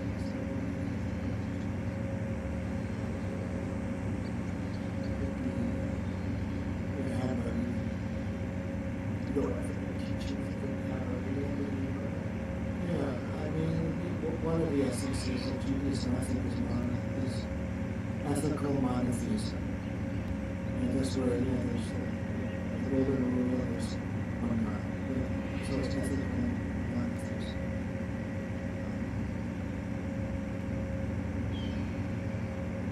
It's a weird word. Where were we? Yeah, just that. We were talking about the Hebrew Bible. We were talking about, what else were we talking? We were talking why the Book of Enoch was in the Dead Sea Scrolls. Yeah. Community, but it wasn't accepted later. But some parts of the Dead Sea Scrolls, like the Book of Isaiah, right? Those ones found to be the oldest source Yeah. Well, yeah, I think it's just, it was too psychedelic. It was a... Too psychedelic. Yeah, I mean, at least in Ezekiel, it was just, comparable in the end, too, so it's like, those were some ethical, nice and historical American. But imagine getting that call. Imagine making that call. How long ago? Right, a long time ago. To take that story out. I'm not buying this one, guys. Leave it out. Meanwhile, that's the one that's the most compelling to me. Yeah, yes. What it's just so bizarre because it makes the whole thing. It's like, oh, okay, now I get the big story. The whole story is crazy, and the origin story. The book of Enoch, like as it starts, like the very first chapter, you're like, wait, what's going on? Fornication with humans and a race of giants? Like what? What are you guys describing? Yeah. Things coming down and watchers. What are you guys talking about? Like, what was this? This is so left field of the rest of the Bible, but it was included in the same, like those clay pots they found in Convoy. It was in there too.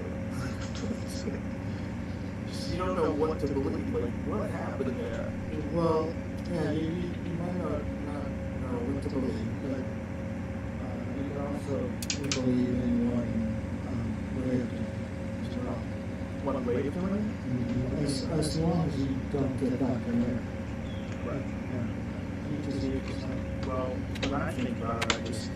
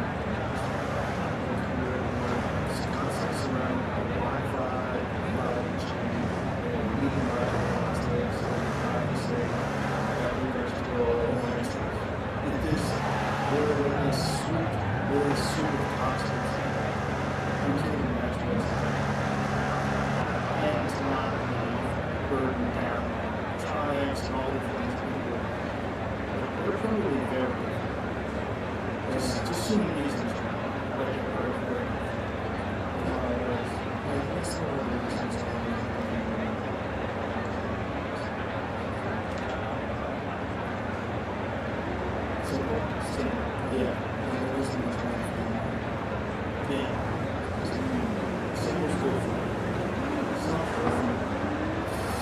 Sometimes cities are fun. Yeah, you called me when I told me it's like, why are you living there? You tell me there's nothing around you. Get out of here. It was my mom. Well, Happy birthday. I don't think there's anything wrong with going to the place. There's nothing wrong with just, but it's, there's a point where there's too many people. People become nuisance. You're stuck on the 405. There's traffic. All these people going. And there's a nice.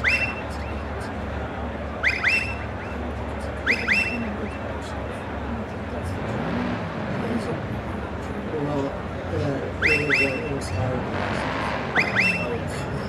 The problem is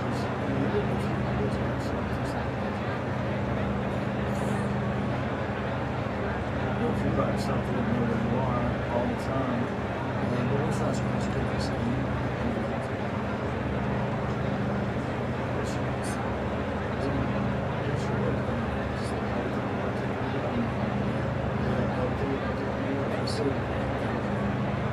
Yeah, because if you look like you're out of breath, tired, but you think you're And they lose their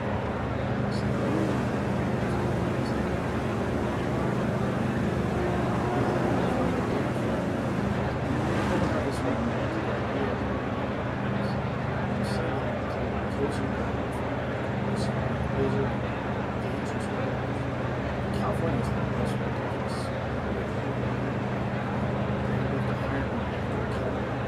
They find not nights. yeah, and when they do, they find that 50% pets. It's something that 100% of each dogs and cats will do allow them to live in those areas. There's plenty of them in the mountains, kids, okay? Yeah, coyotes are nice. Oh, Yeah. The cat is nice. but if you just like how basically it's like, Yeah. I know, you probably don't know because you're a cat. That's what I think. They're everywhere. Coyotes are every single city. You've seen coyotes.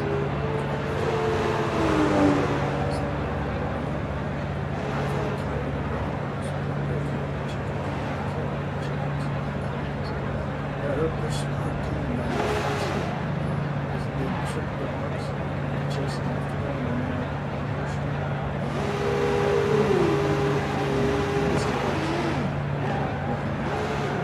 he was an idiot. That was so dumb. Yeah, they love it. Coyotes are so cool. Have you ever read Dan Forrest's book? It's about the origin of black coyotes. Part of it is because of the persecution. Gray wolves, so they're from a totally different line. So they didn't just kill the coyotes. Because the coyote is just a small wolf. And so what they figured out is that when the coyote dies, like they yell out, it's like roll call. And if someone's missing, the females produce more pups. They have extra pups. And then they spread. So the extra pups, and then they move to a new place. And by doing, just because they were persecuted by gray wolves, they started getting persecuted by humans. So human beings extradited wolves. They killed them all off, except for a few in the upper northern parts of the United States, with strip net. But they couldn't do it with coyotes. The coyotes just kept moving around, except they just went to different spots. They're very smart. They're super smart. They're in New York City right now. Right now, these coyotes in Central Park in New York City. Little wild wolves running around Central Park, coexisting. Just big enough where they don't look threatening. They're just a clever little player of nature's game. It's a really good book. It's also kind of like it's coyote. You know, put the small drum on the feet.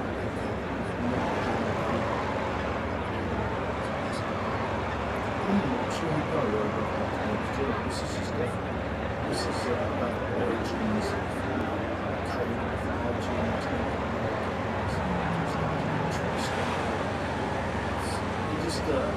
It is uniquely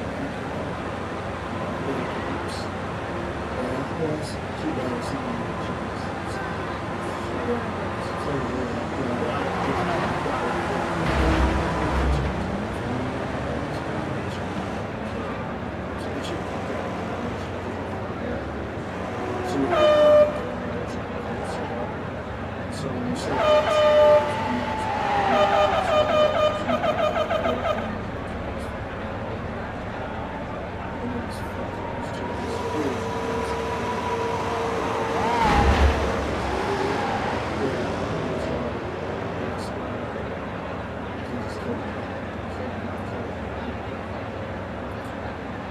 But, you know, that's the fucking game they play. And I love that they exist.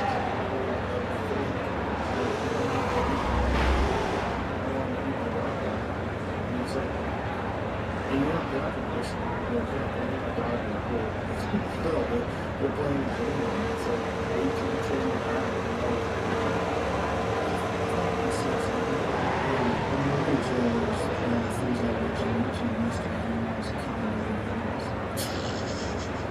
Yeah, he did those things on Zeus. Yeah, he did those things. That's pretty cool. It is.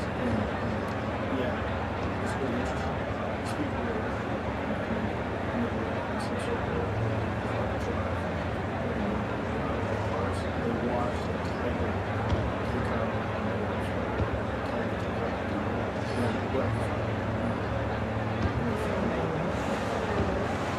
This was cool. The ones that I like are great ones. It was like Star Wars.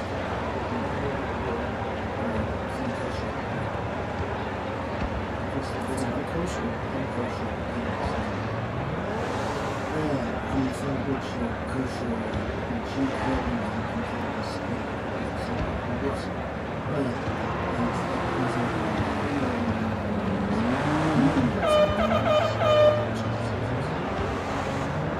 This just makes sense.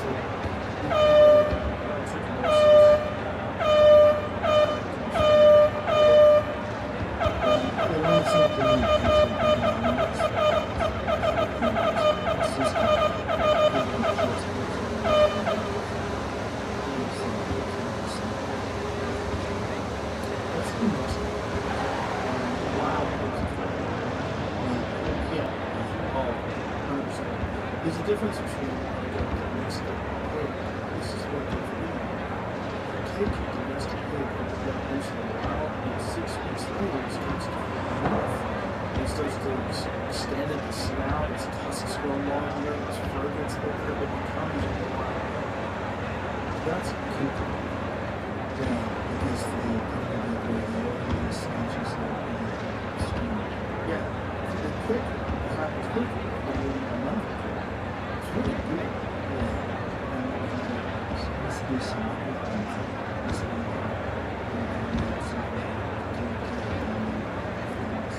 It's a really good question because like, what would let them hit that switch and realize, okay, I'm on my own now. They're not spending from every day clock.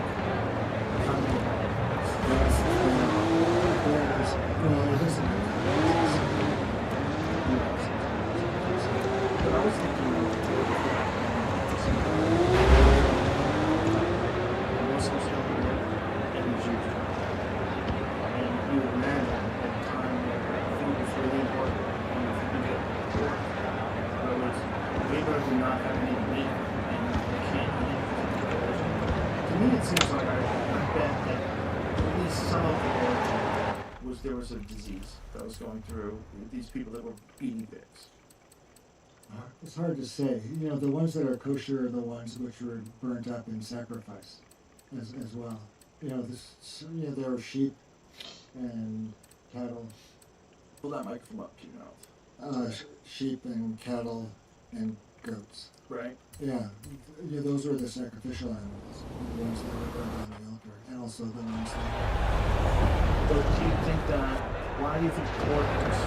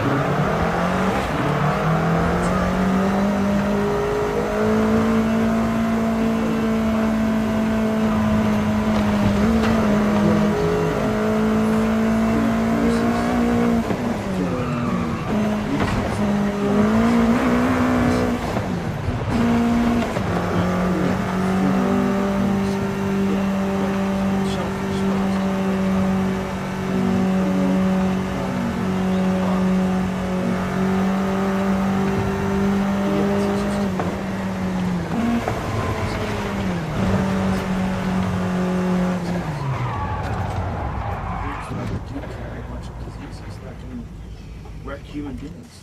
Yeah, well, the person then making the dietary laws knew that. You think that's the reason they wrote those dietary laws? Yeah, well, they didn't have meat thermometers back then, right? So I bet a lot of people ate some medium rare pork, or rare pork even, and got violently ill. Yeah. Violently ill. Like trichinosis apparently is brutal. And you have it for life. So that, like, if somebody eats you, they get trichinosis, unless they cook it. Yeah, I had C. diff some years ago. I even wrote a book about What it. is C. diff? It's potentially fatal diarrhea. Oh no! It was grim. Yeah, I wrote. Well, yeah, that's. Oh, that's right. That's why I just couldn't do anything for. Oh, that's years. right. That's right. I forgot that you had that. Yeah, so I wrote a book about it. Anybody's interested, Joseph Lady Escapes Death.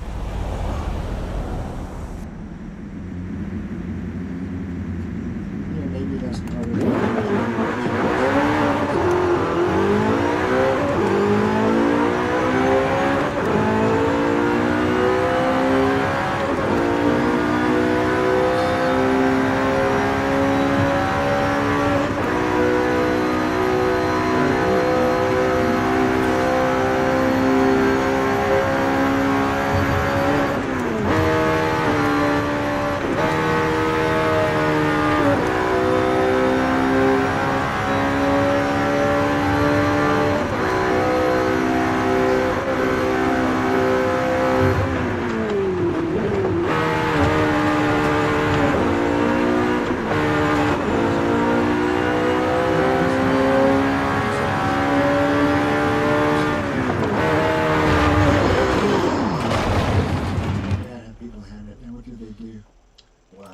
It was pretty inspiring.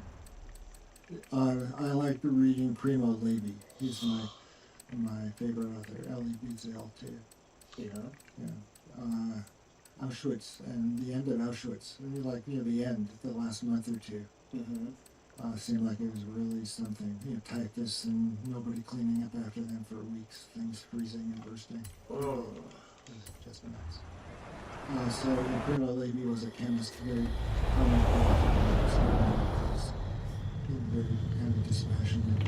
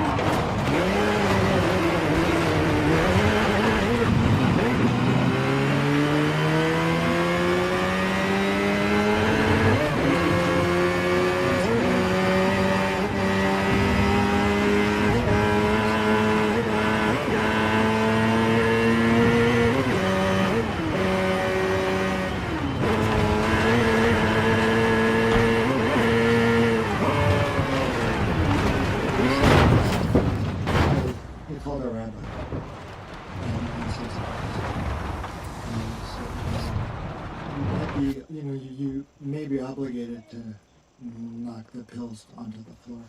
What? That was an interesting take.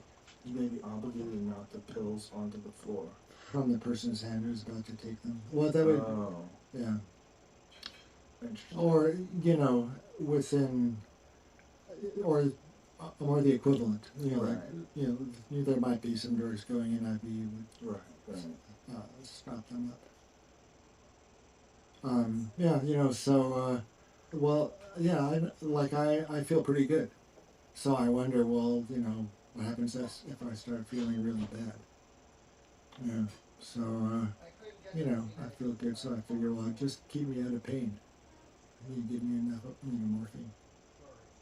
See what happens. My mom died. I watched her die. Oh, wow. And we gave her morphine. Ativan to like Valium. Yeah, it was pretty. Peaceful. Yeah, it was quite. Yeah. That's a weird thing because you don't want anybody poisoning anybody. But you do want to give people What the the fuck? option to go out gracefully. Well, I think you'd just be feeling great. Yeah, Yeah, exactly. you'd be feeling. Just one push.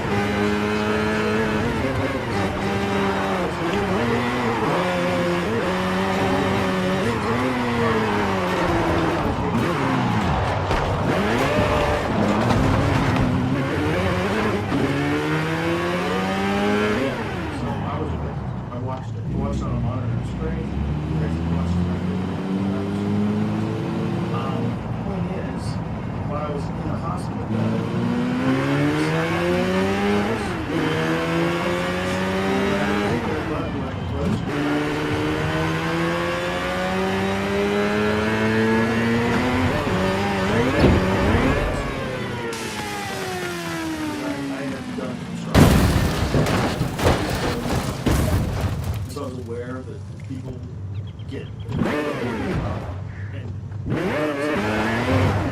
again, it feels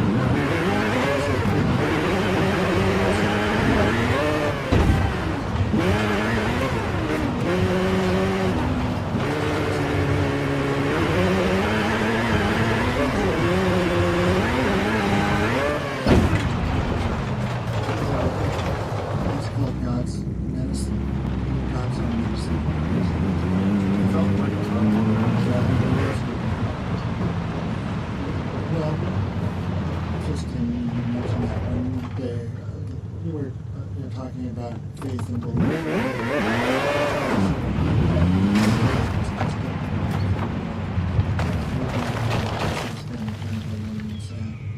And I prayed, I prayed to God and help me. And I felt this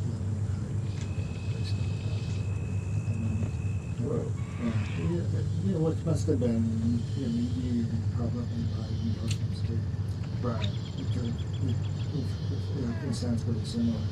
But it's interesting that we always want to like dismiss anything positive like that. Oh, it's probably just endorphins. Just Yeah. good feeling. Yeah. Right, but is endorphins because of or the source of?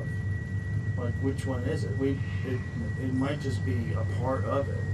Like, yeah, the endorphins are real, but also it's the experience. It's the experience that you're experiencing. And the intention that you're putting out there. Right. You're feeling the endorphins attaching to the receptors. Exactly. Yeah. You feel wonderful. Yeah, there's something real to it. And drugs are interesting. They are. Well, I I just wish they weren't being controlled by the cartels. Yeah. That's what's crazy.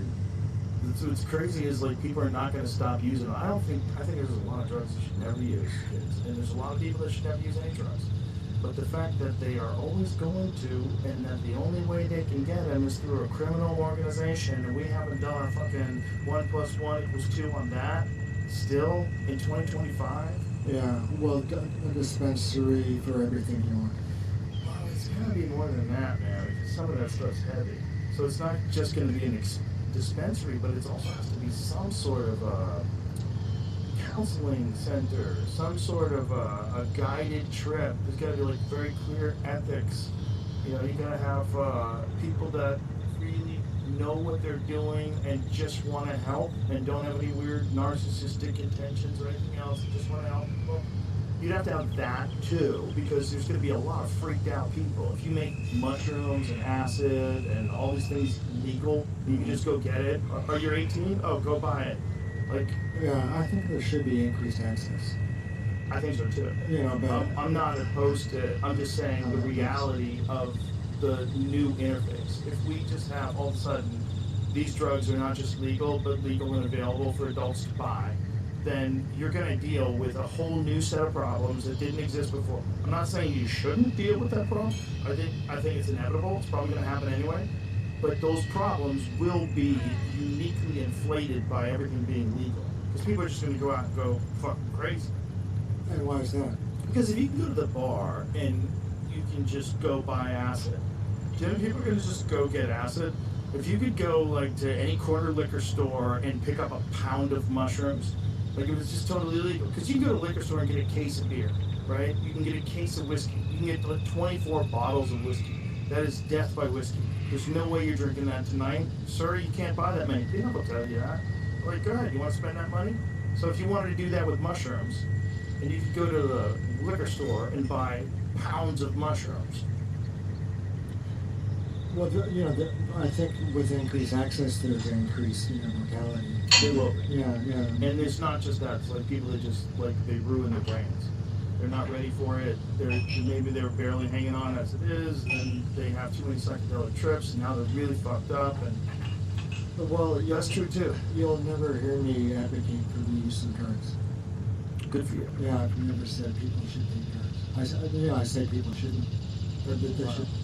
How many people are on amphetamines right now? A lot of people on amphetamines. I've got an amphetamine story. A friend gave me some Adderall one day. Well, I asked him for it. I like how you came clean right away with no prompting. That's funny. Yeah, he was going to take a great DHD. And I wrote this review. Well, there used to be a magazine called Shaman's Drum, which did a book review on the DMT book. And he didn't think it should be called the spirit molecule, rather the dream molecule. And I took umbrage, so after you took the Adderall, I wrote a 20-page letter. It was pretty inflated. So, yeah, and the next morning, That's hilarious. You looked at it, and it was terrible. Yeah. So I didn't say it. All my friends who have done, I've never done coke, but all my friends who do coke, that do stand-up comedy, say you can't do stand-up comedy on coke. Yeah. They say you have no feeling.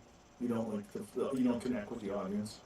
It's like just a barrier. Mm-hmm. You can kind of pull it off maybe, but you never really like lock in.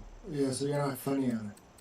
Yeah, you're not funny on it. You're probably detached. You're probably self-obsessed. It's a weird drive. Well, it would be like you were talking to yourself, and you loved it. You love the sound of your fucking voice. But then Adderall's a lot like that too, though. It's very similar. There's something similar to that. Yeah, in my case, it was just writing. It was feeling like, I have what to say.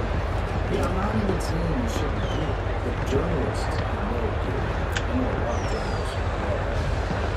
They might think it's say they love it or not, but fucking do it. I know they do it. You can relate it. Deadlines and push forward. And I'm not saying you should. It's just fascinating. Yeah, it was the case of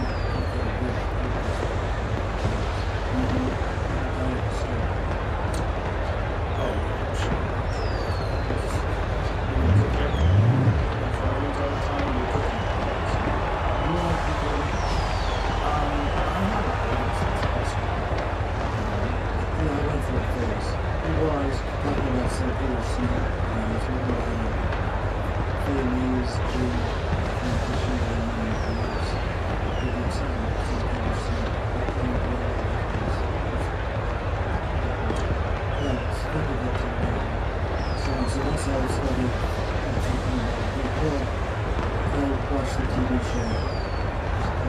very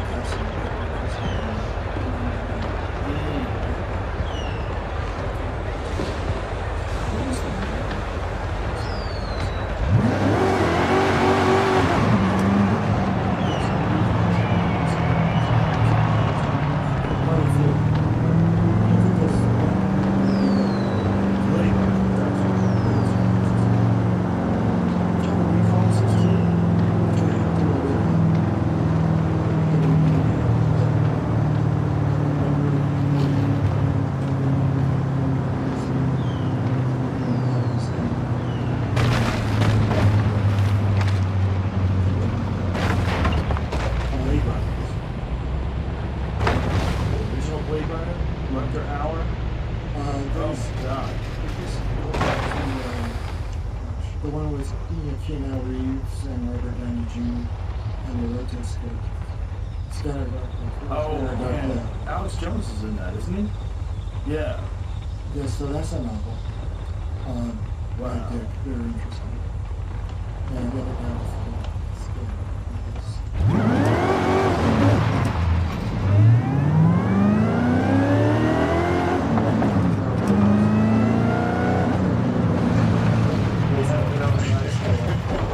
They had mood rings. You were cool if you had a mood ring when I was in high school.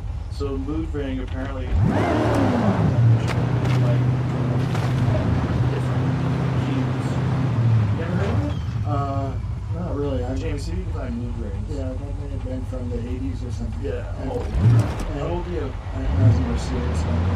How old are you now? Okay. So, mood ring. Really did. Really did. And you look so much better than you did when you were struggling. So it's really nice to see you bounce back like that. This mood rings became a 1970 sensation. 70s now. Here we go. So I went to high school in '81, and they were still down with mood rings if you were in the right circles. Yeah. But these goofy things, you would wear them, and they'd make your hand green, of course, because they're made out of crap, like metal scrap. But they had these weird rocks on them that would change color. See if you can find like a photo with one. But like a photo of one changing color. I'm sorry. I mean, you know what I'm saying? Like, show what it looks like. They're kind of dope, though. It's Yeah. kind of cool still. Is it a rock? What is that? What does that? That's a good question. I don't know. What is a mood? Let's find that out. What is a mood ring made out of? What is it made out of? Is it like a resin or something? Like a plastic? Acrylic. Right. Or is it an actual rock? Okay, so this dude came up with the mood ring? Okay. Okay, who created the mood ring remains topic of some debate. A jewelry designer named Marvin Wernick says he invented the mood ring years before 1975, developing the idea after he saw a doctor use a thermochromic temperature measuring tape on a patient. So he came up with the idea of a mood ring after the stress of working on Wall Street led him to explore biofeedback, a therapeutic technique where people improve their health by responding to signals from their own bodies. Huh. So what are the crystals made out of, bro? Crystals. Crystals. What are they? What are the crystals made out of? Ooh, look how pretty. That's pretty, isn't it?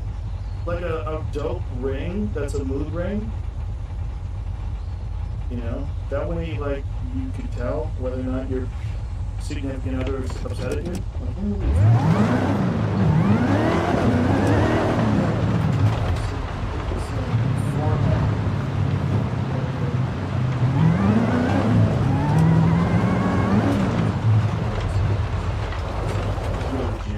slip it on, you look like you're like really angry.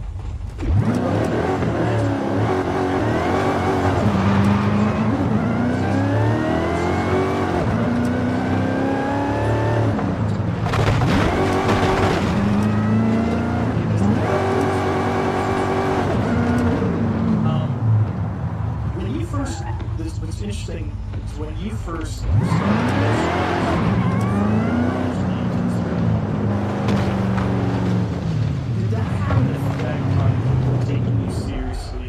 all your other work, Was it one of those things where you got labeled now you're the crazy psychedelic guy who did that nutty study? There are enough people that were like, oh, this is great, now you have to be an academic studying this in a federally approved way. This is actually good for everybody. Discussion. Like, after you do that, and error and people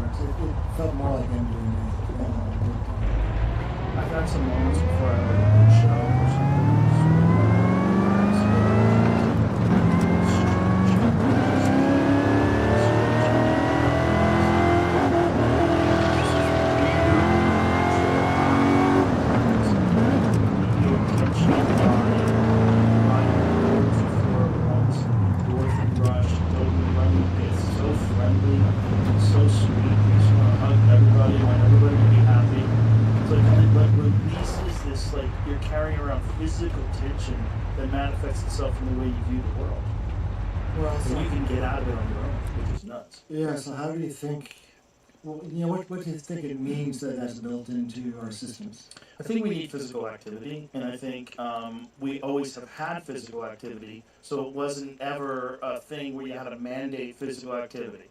It's like we had to stay alive. So because of that, there's like the body functions in that way. It's only strong if it's forced to work. It only has a good immune system if it's exposed to a certain amount of different people and different bios. It becomes just like a muscle does when it gets sedentary. It atrophies, and your body and so that's the problem with like the human civilization. We get into cities, everything becomes easier. You're sedentary most of the time. The body decays, and you're in a state where you're depressed all the time. You don't know why. Well, it's because your body doesn't. It's not designed to work like that. For tens of thousands of years, you had to be active, you had to be running around, you had to be carrying things, you had to be getting water, you had to be building things, you had to be hunting things and fishing, you had to be moving because you had to stay alive. And then all of a sudden you're not. And I think that's one of the great dilemmas of mental health in this country that's maybe dismissed by a lot of people. one of the great dilemmas is you're sedentary. Well, I think there were some studies comparing Prozac way back then with routine and physical exercise. And exercise is an antidepressant. So there's been recent ones with SSRIs that show that it's more effective than SSRIs. Yeah. Because we're not supposed to be sedentary, and nobody wants to be told what to do, and nobody wants to feel bad. I get it, but you have to feel bad for yourself so you can feel better later. You just have to get coached. That's all it is. And don't resist it. Just embrace it. What about Ozempic? I don't think those things are bad in the right circumstances. I don't think if you're a guy and you need to lose 30 pounds, you get on that. Come on, man, you can do that. You can lose. I'll be a friend. I'm fucking help you, but just stop eating sugar, stop eating bread. Get yourself on a workout schedule. I'm gonna get on the fucking bike in the morning. I'm gonna get on that stupid fucking. I'm gonna do a Peloton workout every day for a month. You'll lose 20 pounds that month. Right. You can do it. You just have to be focused. Right, But if you're 500 pounds, if you're morbidly obese, if you're really addicted to food, you've got a real problem. I think it can help you get to a healthy path. That's what I think is really the best for. If you can help people get to a healthy path, where they stop overeating, they get it under control, they get new patterns, and they start getting addicted to walking, get addicted to feeling better, start being able to do things you couldn't do before. There's like hundreds of pages of Instagram people who, during COVID, where they were obese, wound up losing 100, 200 pounds. You know what Jelly Roll is? No, but I've seen some stories and pictures of people that were very, very, very big. Jelly Roll is an amazing musician, an incredible guy who went to jail, like a face tattoos, but he's the sweetest person that's ever lived. He's lost like 200 pounds in the last year or so. Is it a year and a half, 2 years? He looks amazing. Yeah, No Ozempic. No Ozempic. Just doing it the right way, exercising. But I just think the problem, there's always like some sort of when it comes to exercising. I'm not saying. Well, the sweetest fucking guy of all time, too. Yeah, so you can lose that weight. It's like depression and exercise. But also, he's a healthy star, he has access to great food, he has a reason to believe his life is going to be better. He's got a great life already.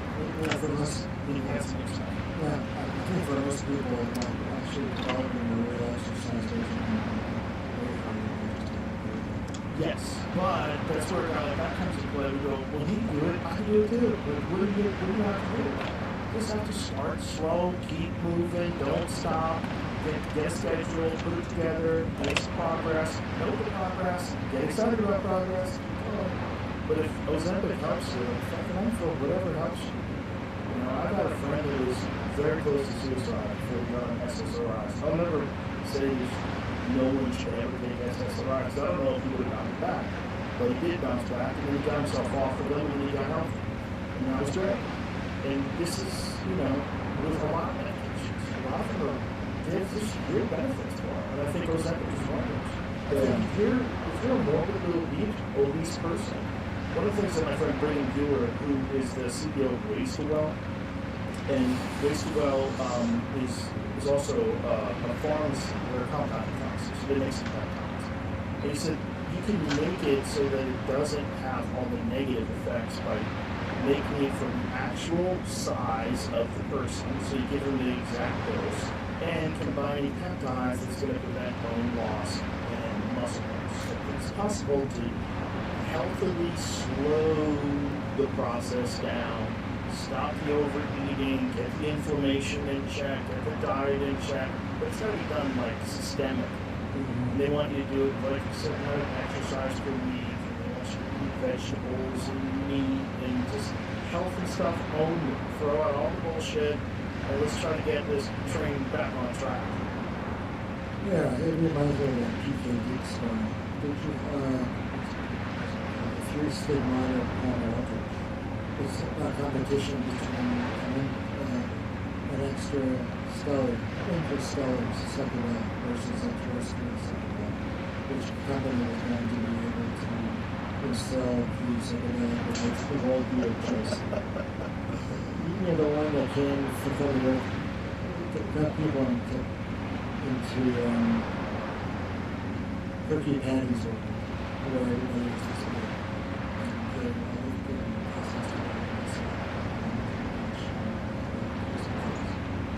and that was the terrestrial, something like that. So being like this interest sky and something like that. It was just completely wonderful. It was like you never stopped thinking. Oh no! Oh no! Yeah, that was great. Oh, but I think that's everybody's fear when you do something. Like this never ends. This is not even about. I'm gone. It's always been this way. Always been this way. Yeah. And then for people with severe anxiety, some people just don't bounce back well from something like that. And that's why I never have kids that's I know you have. Well, you didn't want to admit that you did it when you first started talking. Right. You didn't want to admit you smoked pot. Yeah, at this point, you know. But I think you thought back then like to be taken seriously as a researcher. Yeah, that's true, but I mean, you know, less of a researcher now, so I don't think that's some kind of flashback. Yes, well, I'm glad. Because, but without you, the understanding of what that experience is would be greatly diminished. Popular culture. I don't think people really understand what it is if it wasn't for that book. And I know the other ways to connect on to try to make something. Yeah. And it's bizarre because it is a thing. It's a real thing. And you should know about real things. You should know about real things that have probably been in human use for thousands and thousands of years and hidden from people. Yeah, the thing I like so much about DMT is that it's endogenous. It's making it. Yeah.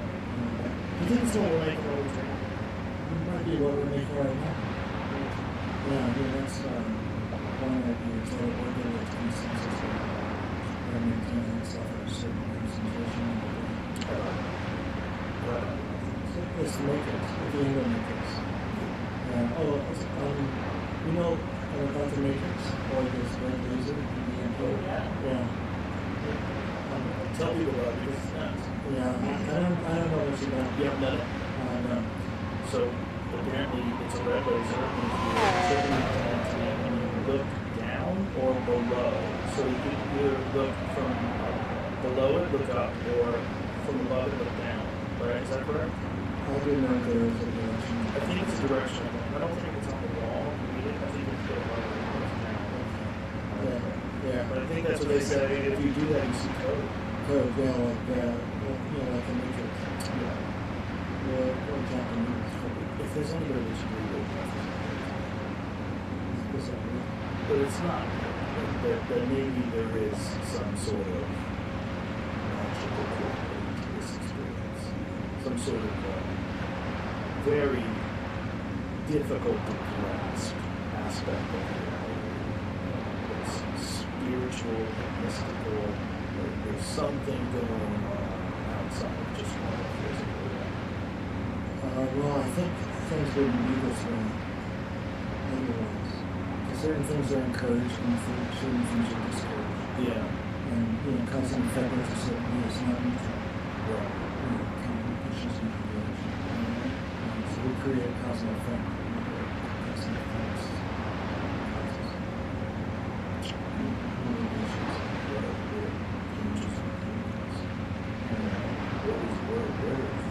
Where does evil come from?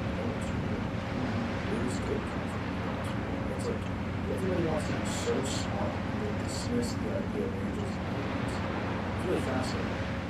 Because it's really just a word for an actual force that creates a damaging, terrifying, or wonderful, amazing effect. Right. Right? Yeah, like the effect is real, and we both know people are capable of either one.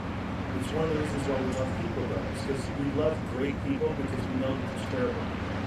We love people that are warm and friendly and kind and sweet because we know that there's people out there that are self-serving and shitty and mean, you know, and we need one to appreciate the other. And that's what's so fucked up about being a person.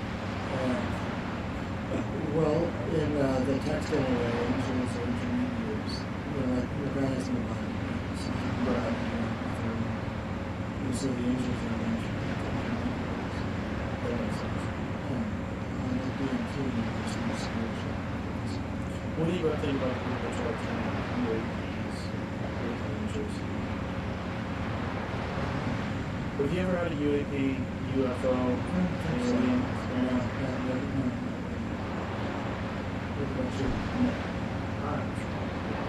I'm trying. I got on the rooftop. I got a flashlight. No, I wish. Yeah, I wish I saw something. I wish I saw something that was like 100%, but you never really got out. Right. It'd be cool. Yeah, that's never happened. But I don't think they're all lying. That's the case. I don't think they're all lying. There's too many of them that tell a story.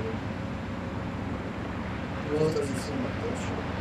Has Whitney Striker been on your show? No. He's an odd one because he's a fiction writer.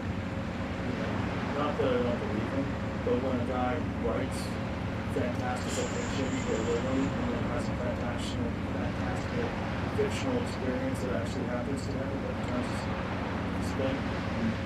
It's like Arsenio Hall said, things that make you go, I'm not saying that it didn't actually happen to him, because his experience, it would be ironic if it did, because I know he's fiction, but his experiences mirror a lot of the experiences from the John Mack book.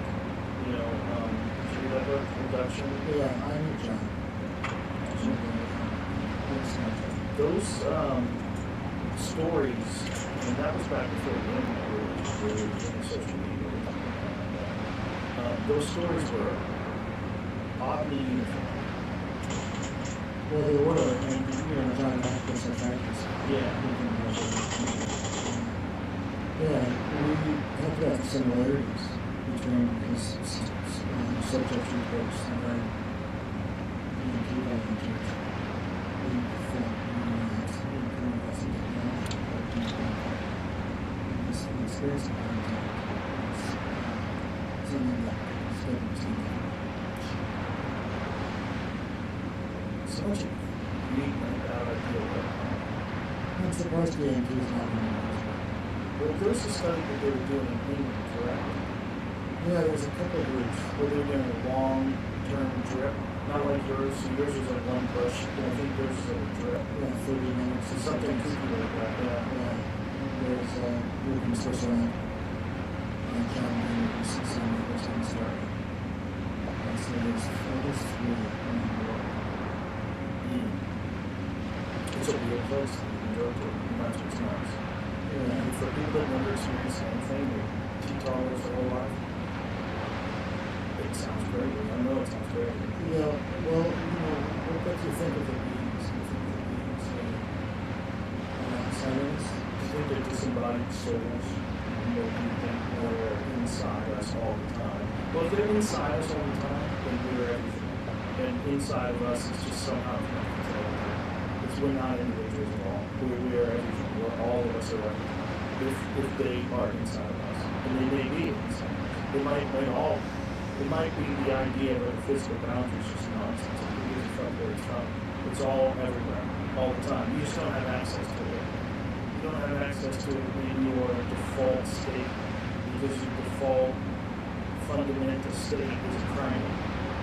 You know, but it's in there. And occasionally you have access to it. You have access to it near-death experiences. You have access to it in alternate breathing. But if you had access to it all the time, you wouldn't be able to resist this barbaric state. Well, I think it has to do with the dose. I mean, if it's really high, if the levels are really high, this could be just a DMT simulation. Right. In which case, there's still a cause and effect. Well, just imagine a world where this wasn't reality, but then you got to experience this and completely psychedelic. What is this fucking crazy world? Yeah, it's the 3D and the shadow. Just, you know, sometimes if you just stand on a corner and watch people just walking and looking at their phones. Yeah, well, so people just like kidnapped and they don't even know. Yeah. Never. I back to Albuquerque. Oh yeah. 14 years in Better? Like it? There you go. Yeah. Albuquerque's home to some of the greatest mixed martial arts players, right? Yeah. John Jones was a very small town. Yeah. Shout out to Albuquerque. Jackson. Well, it's a crazy state with a rich history and beautiful landscape. Oh my God. I have a friend who just got back from Oakland and who's raving about how gorgeous it was out there. The sky's great. We have a pretty cool government. Oh, cool.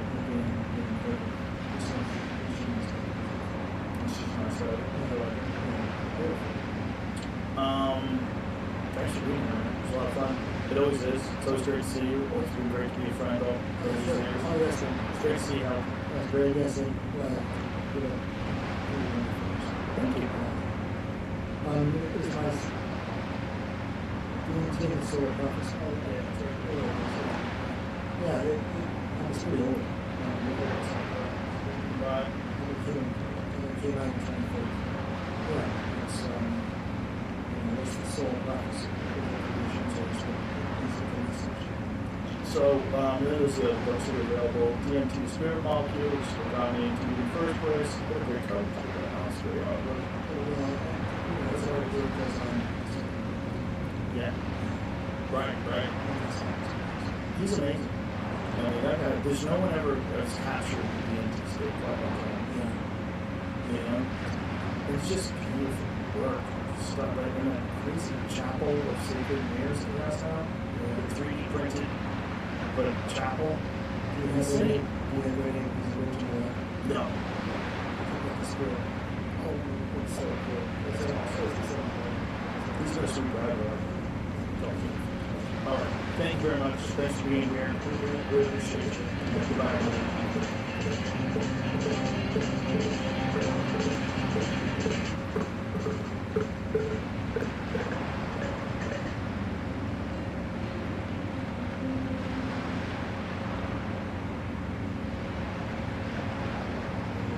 My name is Dylan Coleman, a former one-on-one geospatial intelligence specialist in the United States Air Force in an active duty enlisted capacity from 2010 to 2013. I did the search and rescue for the SEAL Marines, passing an helicopter accident and helicopter logging.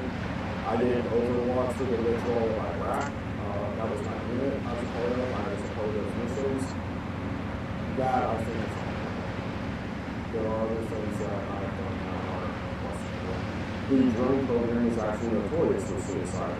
I don't really know how many people know that. Two-state victims of crimes committed by agencies and companies maintaining the secrecy of justice is another fatal constitutional authority. In 2023, Patriots provided estimated any executive branch of undeniable proof of the real reality people violate Constitution or go against the law, or treat people who are living up to their oaths poorly, threatening and intimidating, crimes that were committed, sexual assault I'm aware of, stalking I'm aware of, great crimes being caught. So you have direct knowledge of UAP being actual craft of unknown and non-human origin? I have direct first-hand knowledge and exposure to crash recovery, reverse engineering, as well as the most important piece of technology on the planet, and it's not the crash themselves. This is what?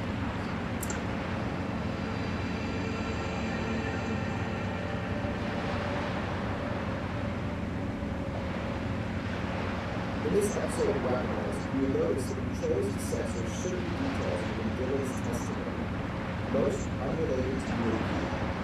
This is to avoid unauthorized disclosures and subject to an ongoing clearance review. Dylan was given only 6 days to prepare his testimony for Congress.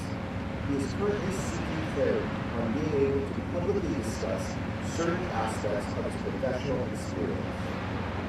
So, Dylan, this is not the first time you've had this conversation. This is not the first time you've recorded this conversation. I have a lot of time to sleep and all that, and knowing the kinds of things that I know, And also, you know, before I came into this information, it is clear that these things are starting to move in your power. This is in Dixra, Las Vegas, Apples. We've got the Gary before, I'm not going to go to you for last year, about a couple of years. And we didn't exactly know what everyone at this point. Right now, you're in the running to be able to witnesses and not having to let you do it. You can only imagine how scary that is, but you know going into this, no matter which way it goes, whether you testify or whether you end up airing an interview with them, it's going to change your life forever. That is correct. Yes, sir. You're okay with it? Your wife's okay with it? I mean, it's a very long, convoluted spider web of emotions and justification, but yes, I think it has to be as well. Jeremy, how do you guys think that? Yeah, that's a whole story in and of itself, but we'll just go on. Basically, you're probably one person that I know that absolutely didn't want to go public, and that is a very unique place to be. Other people are kind of flirted with the idea, and I'm curious about that. You get into that why, as a patriot, you wanted to do this through other means that you kind of forced the position right now. But our kind of origin story, for me, is kind of interesting because we remember occasions where we kind of pretend we didn't know each other. There would be some good data, and some people trying to introduce us, and you just think, oh, hey, what's up? But we had actually been talking for a long time now. Why don't you tell me why you approached it? Well, I mean, it goes into this whole thing, but long story short is, I made a decision that I was going to go to Congress before going to era, and I knew a way to get in touch with you, and I knew to get in touch with George was this decision you guys made, and I reached out to let you know that I was considering becoming a whistleblower, not giving you full details on how much, but that if anything happened to me, that you may see some things out there about me, such as some security protections 7 or 8 years ago, but somebody ever came, and I reached out and gave you a heads up, and then I became a whistleblower, going through the entire process, but by the time that you had come around to know who I was, you were safe to know that I was firmly in that camp of the initial people that came forward before the rush. Whistleblower in the sense of you're going to tell things that people that you work for don't want you to tell. 100%. 100% yes. But an official whistleblower, when you went through the same process as the rush, you get full IC, IG, your business leader, credible and urgent. You don't know if you were lumped into his initial document on that, but absolutely credible. The urgent part is your likelihood, is there a threat at that time you did not statement to it? Yes, sir. At least that's the way I understand it. And as you both know, that whole thing is a story in and of itself, trying to get to the ground truth of where I'm even at. And you guys are aware of my polygraph exam, where I disclosed I did file a complaint, and during my polygraph, they're asking me about details of what I disclosed to the IG. But the way I understand it, the last time I talked with you was you're incredibly not urgent. This happens. I didn't know how long it gave, if because the issues I experienced had already come to pass and they said they were going to do it again. But yes, that is the way I understand it. We're talking about UAP-related disclosures within NHI, not intelligence. These are the primary things that you were kind of stuck in a position at the very alert. Issues with Arrow, issues with the Hurricane Agreement. What's up there? I guess so now. I mean, I still can't get a job in the IC. When federal family fighting 50, I want to work in the government, it better be some funding interference, and I can't do intelligence collection analysis or something else. What you do, the research, was you're in the journalist intelligence. Really personal. All these things. My dad had a good government, he said that he got a job, there's a pension there, it's top security.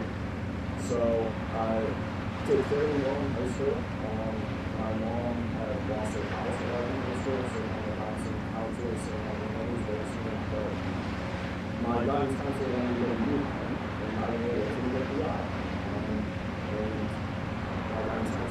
want to go to UPenn. I refused to go there. I went to Indiana University of Pennsylvania. In a small state college in PA, elementary bar, ROTC program, and did that for 2 years for my undergrad. And after 2 years, I got pulled in. They were like, hey, you're on the officer contract. And I said, I want to go active duty Air Force. They laughed. And they were like, well, you can also knew that I told them what to do.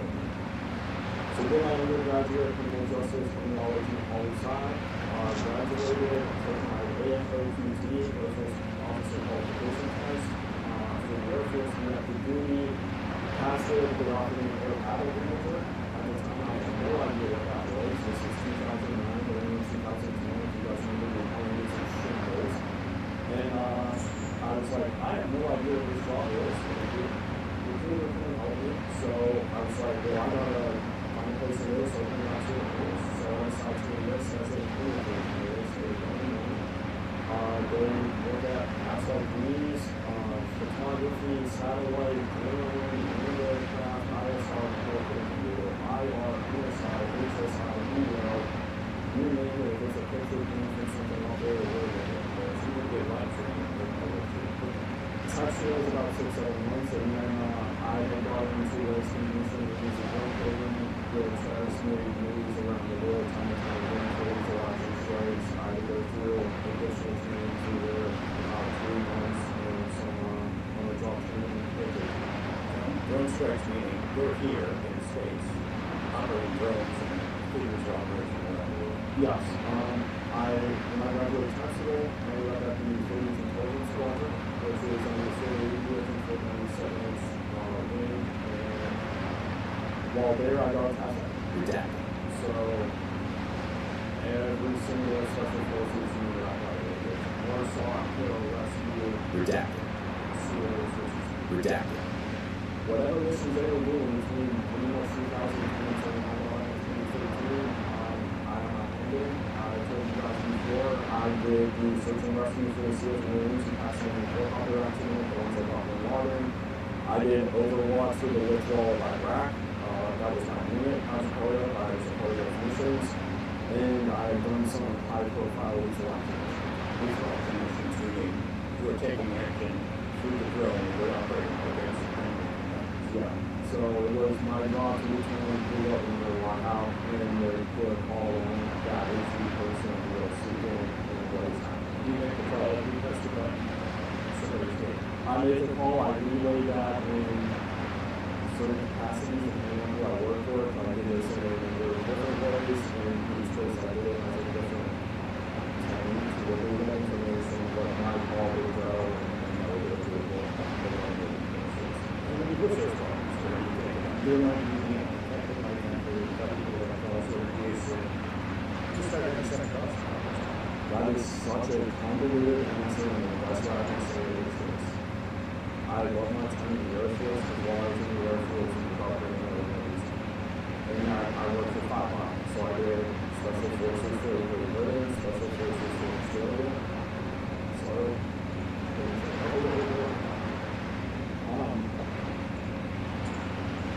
there's a major difference between doing it for good reasons and doing it for the right reasons.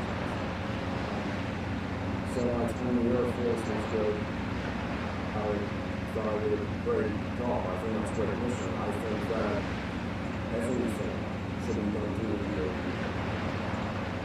And that is one of the places that we really can go, but yeah, there's always lingering questions.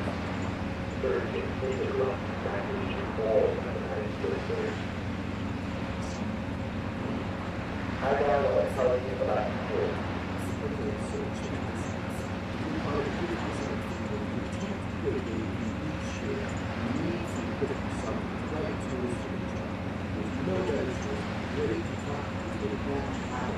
This episode is sponsored.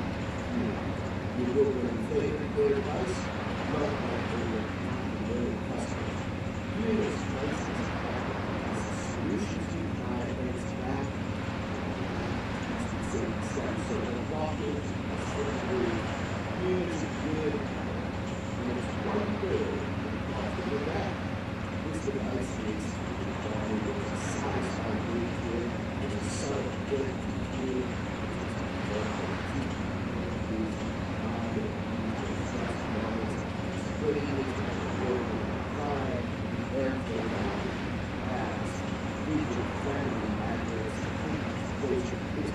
Shut the fuck up, Jeremy Carbo. You fucking annoying the shit out of me.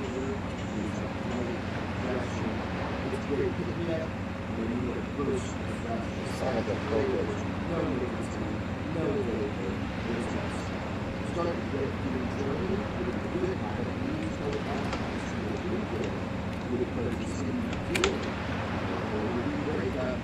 Just had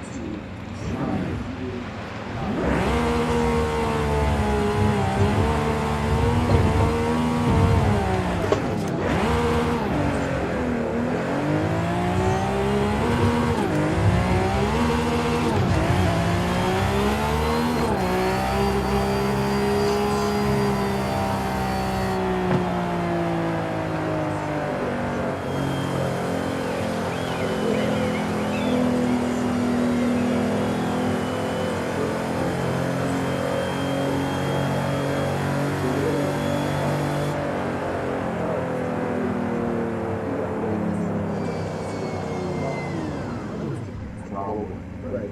So I just want to contextualize why maybe that's harder to talk about than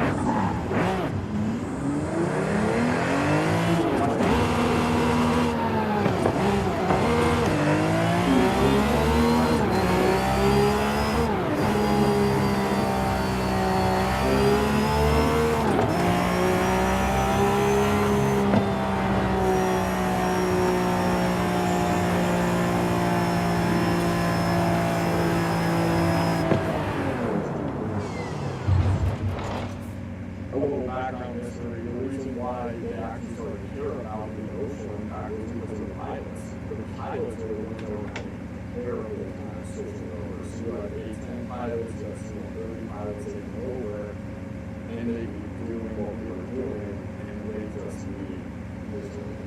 And there's a difference, you know, you get into TTPs and you get into certain things in that world that Chinese tactics use. That they never let out, but long story short is there's a difference between the SF guys on the ground getting shot at like and there's a difference between sitting there remotely and watching a family to where you know what grocery store they go to, you know what time they're going to go to soccer practice, you know what time they go to the bathroom, you know what time their brother comes over for dinner every 2 or 3 times a week. You have that information at your fingertips. Never want it. But this goes back to why I want my country airports is because I was working ops. When I was doing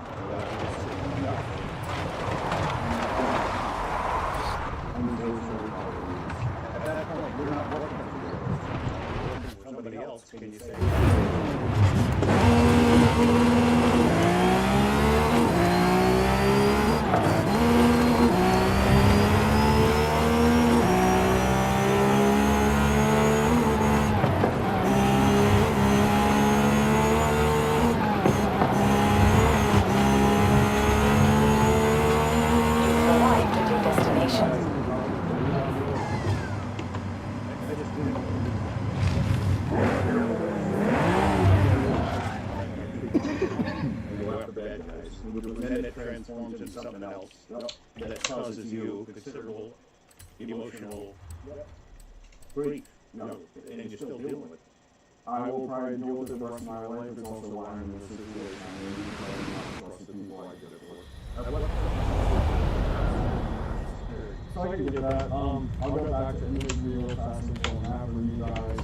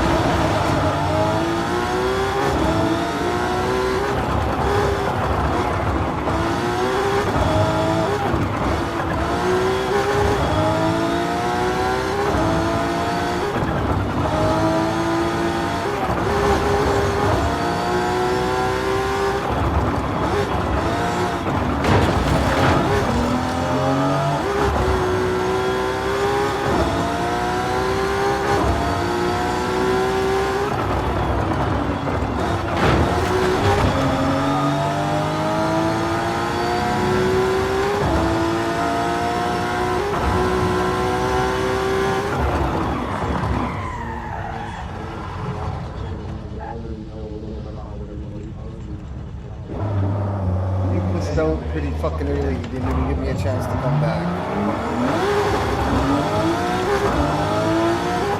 Fuck. And you fucking fuck. Oh, piece of shit.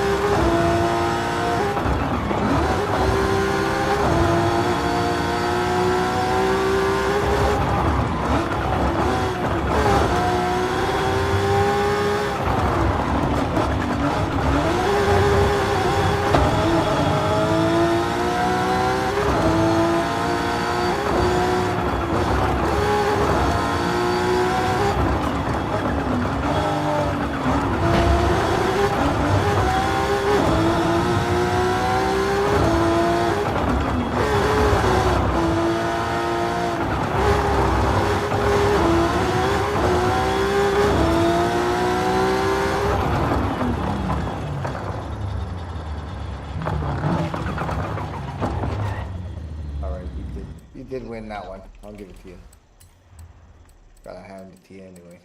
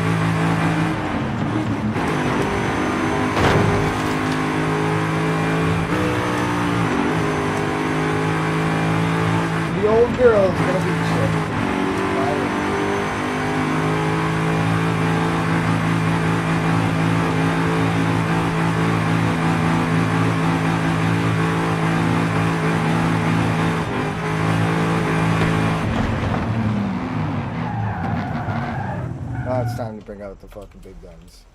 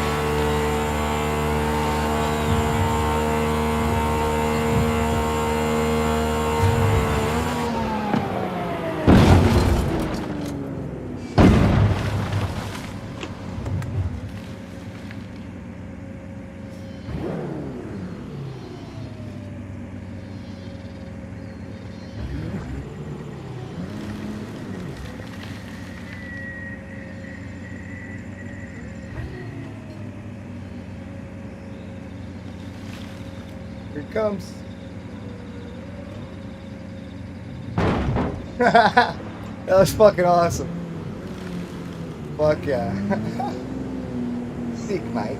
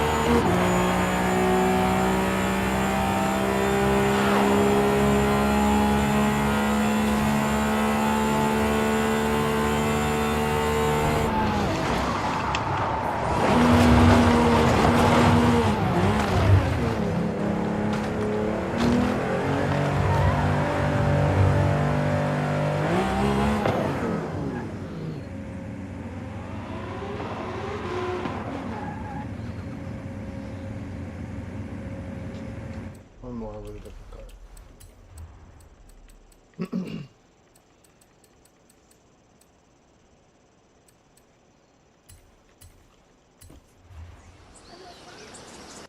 Yeah, I'm just gonna race this guy one last time.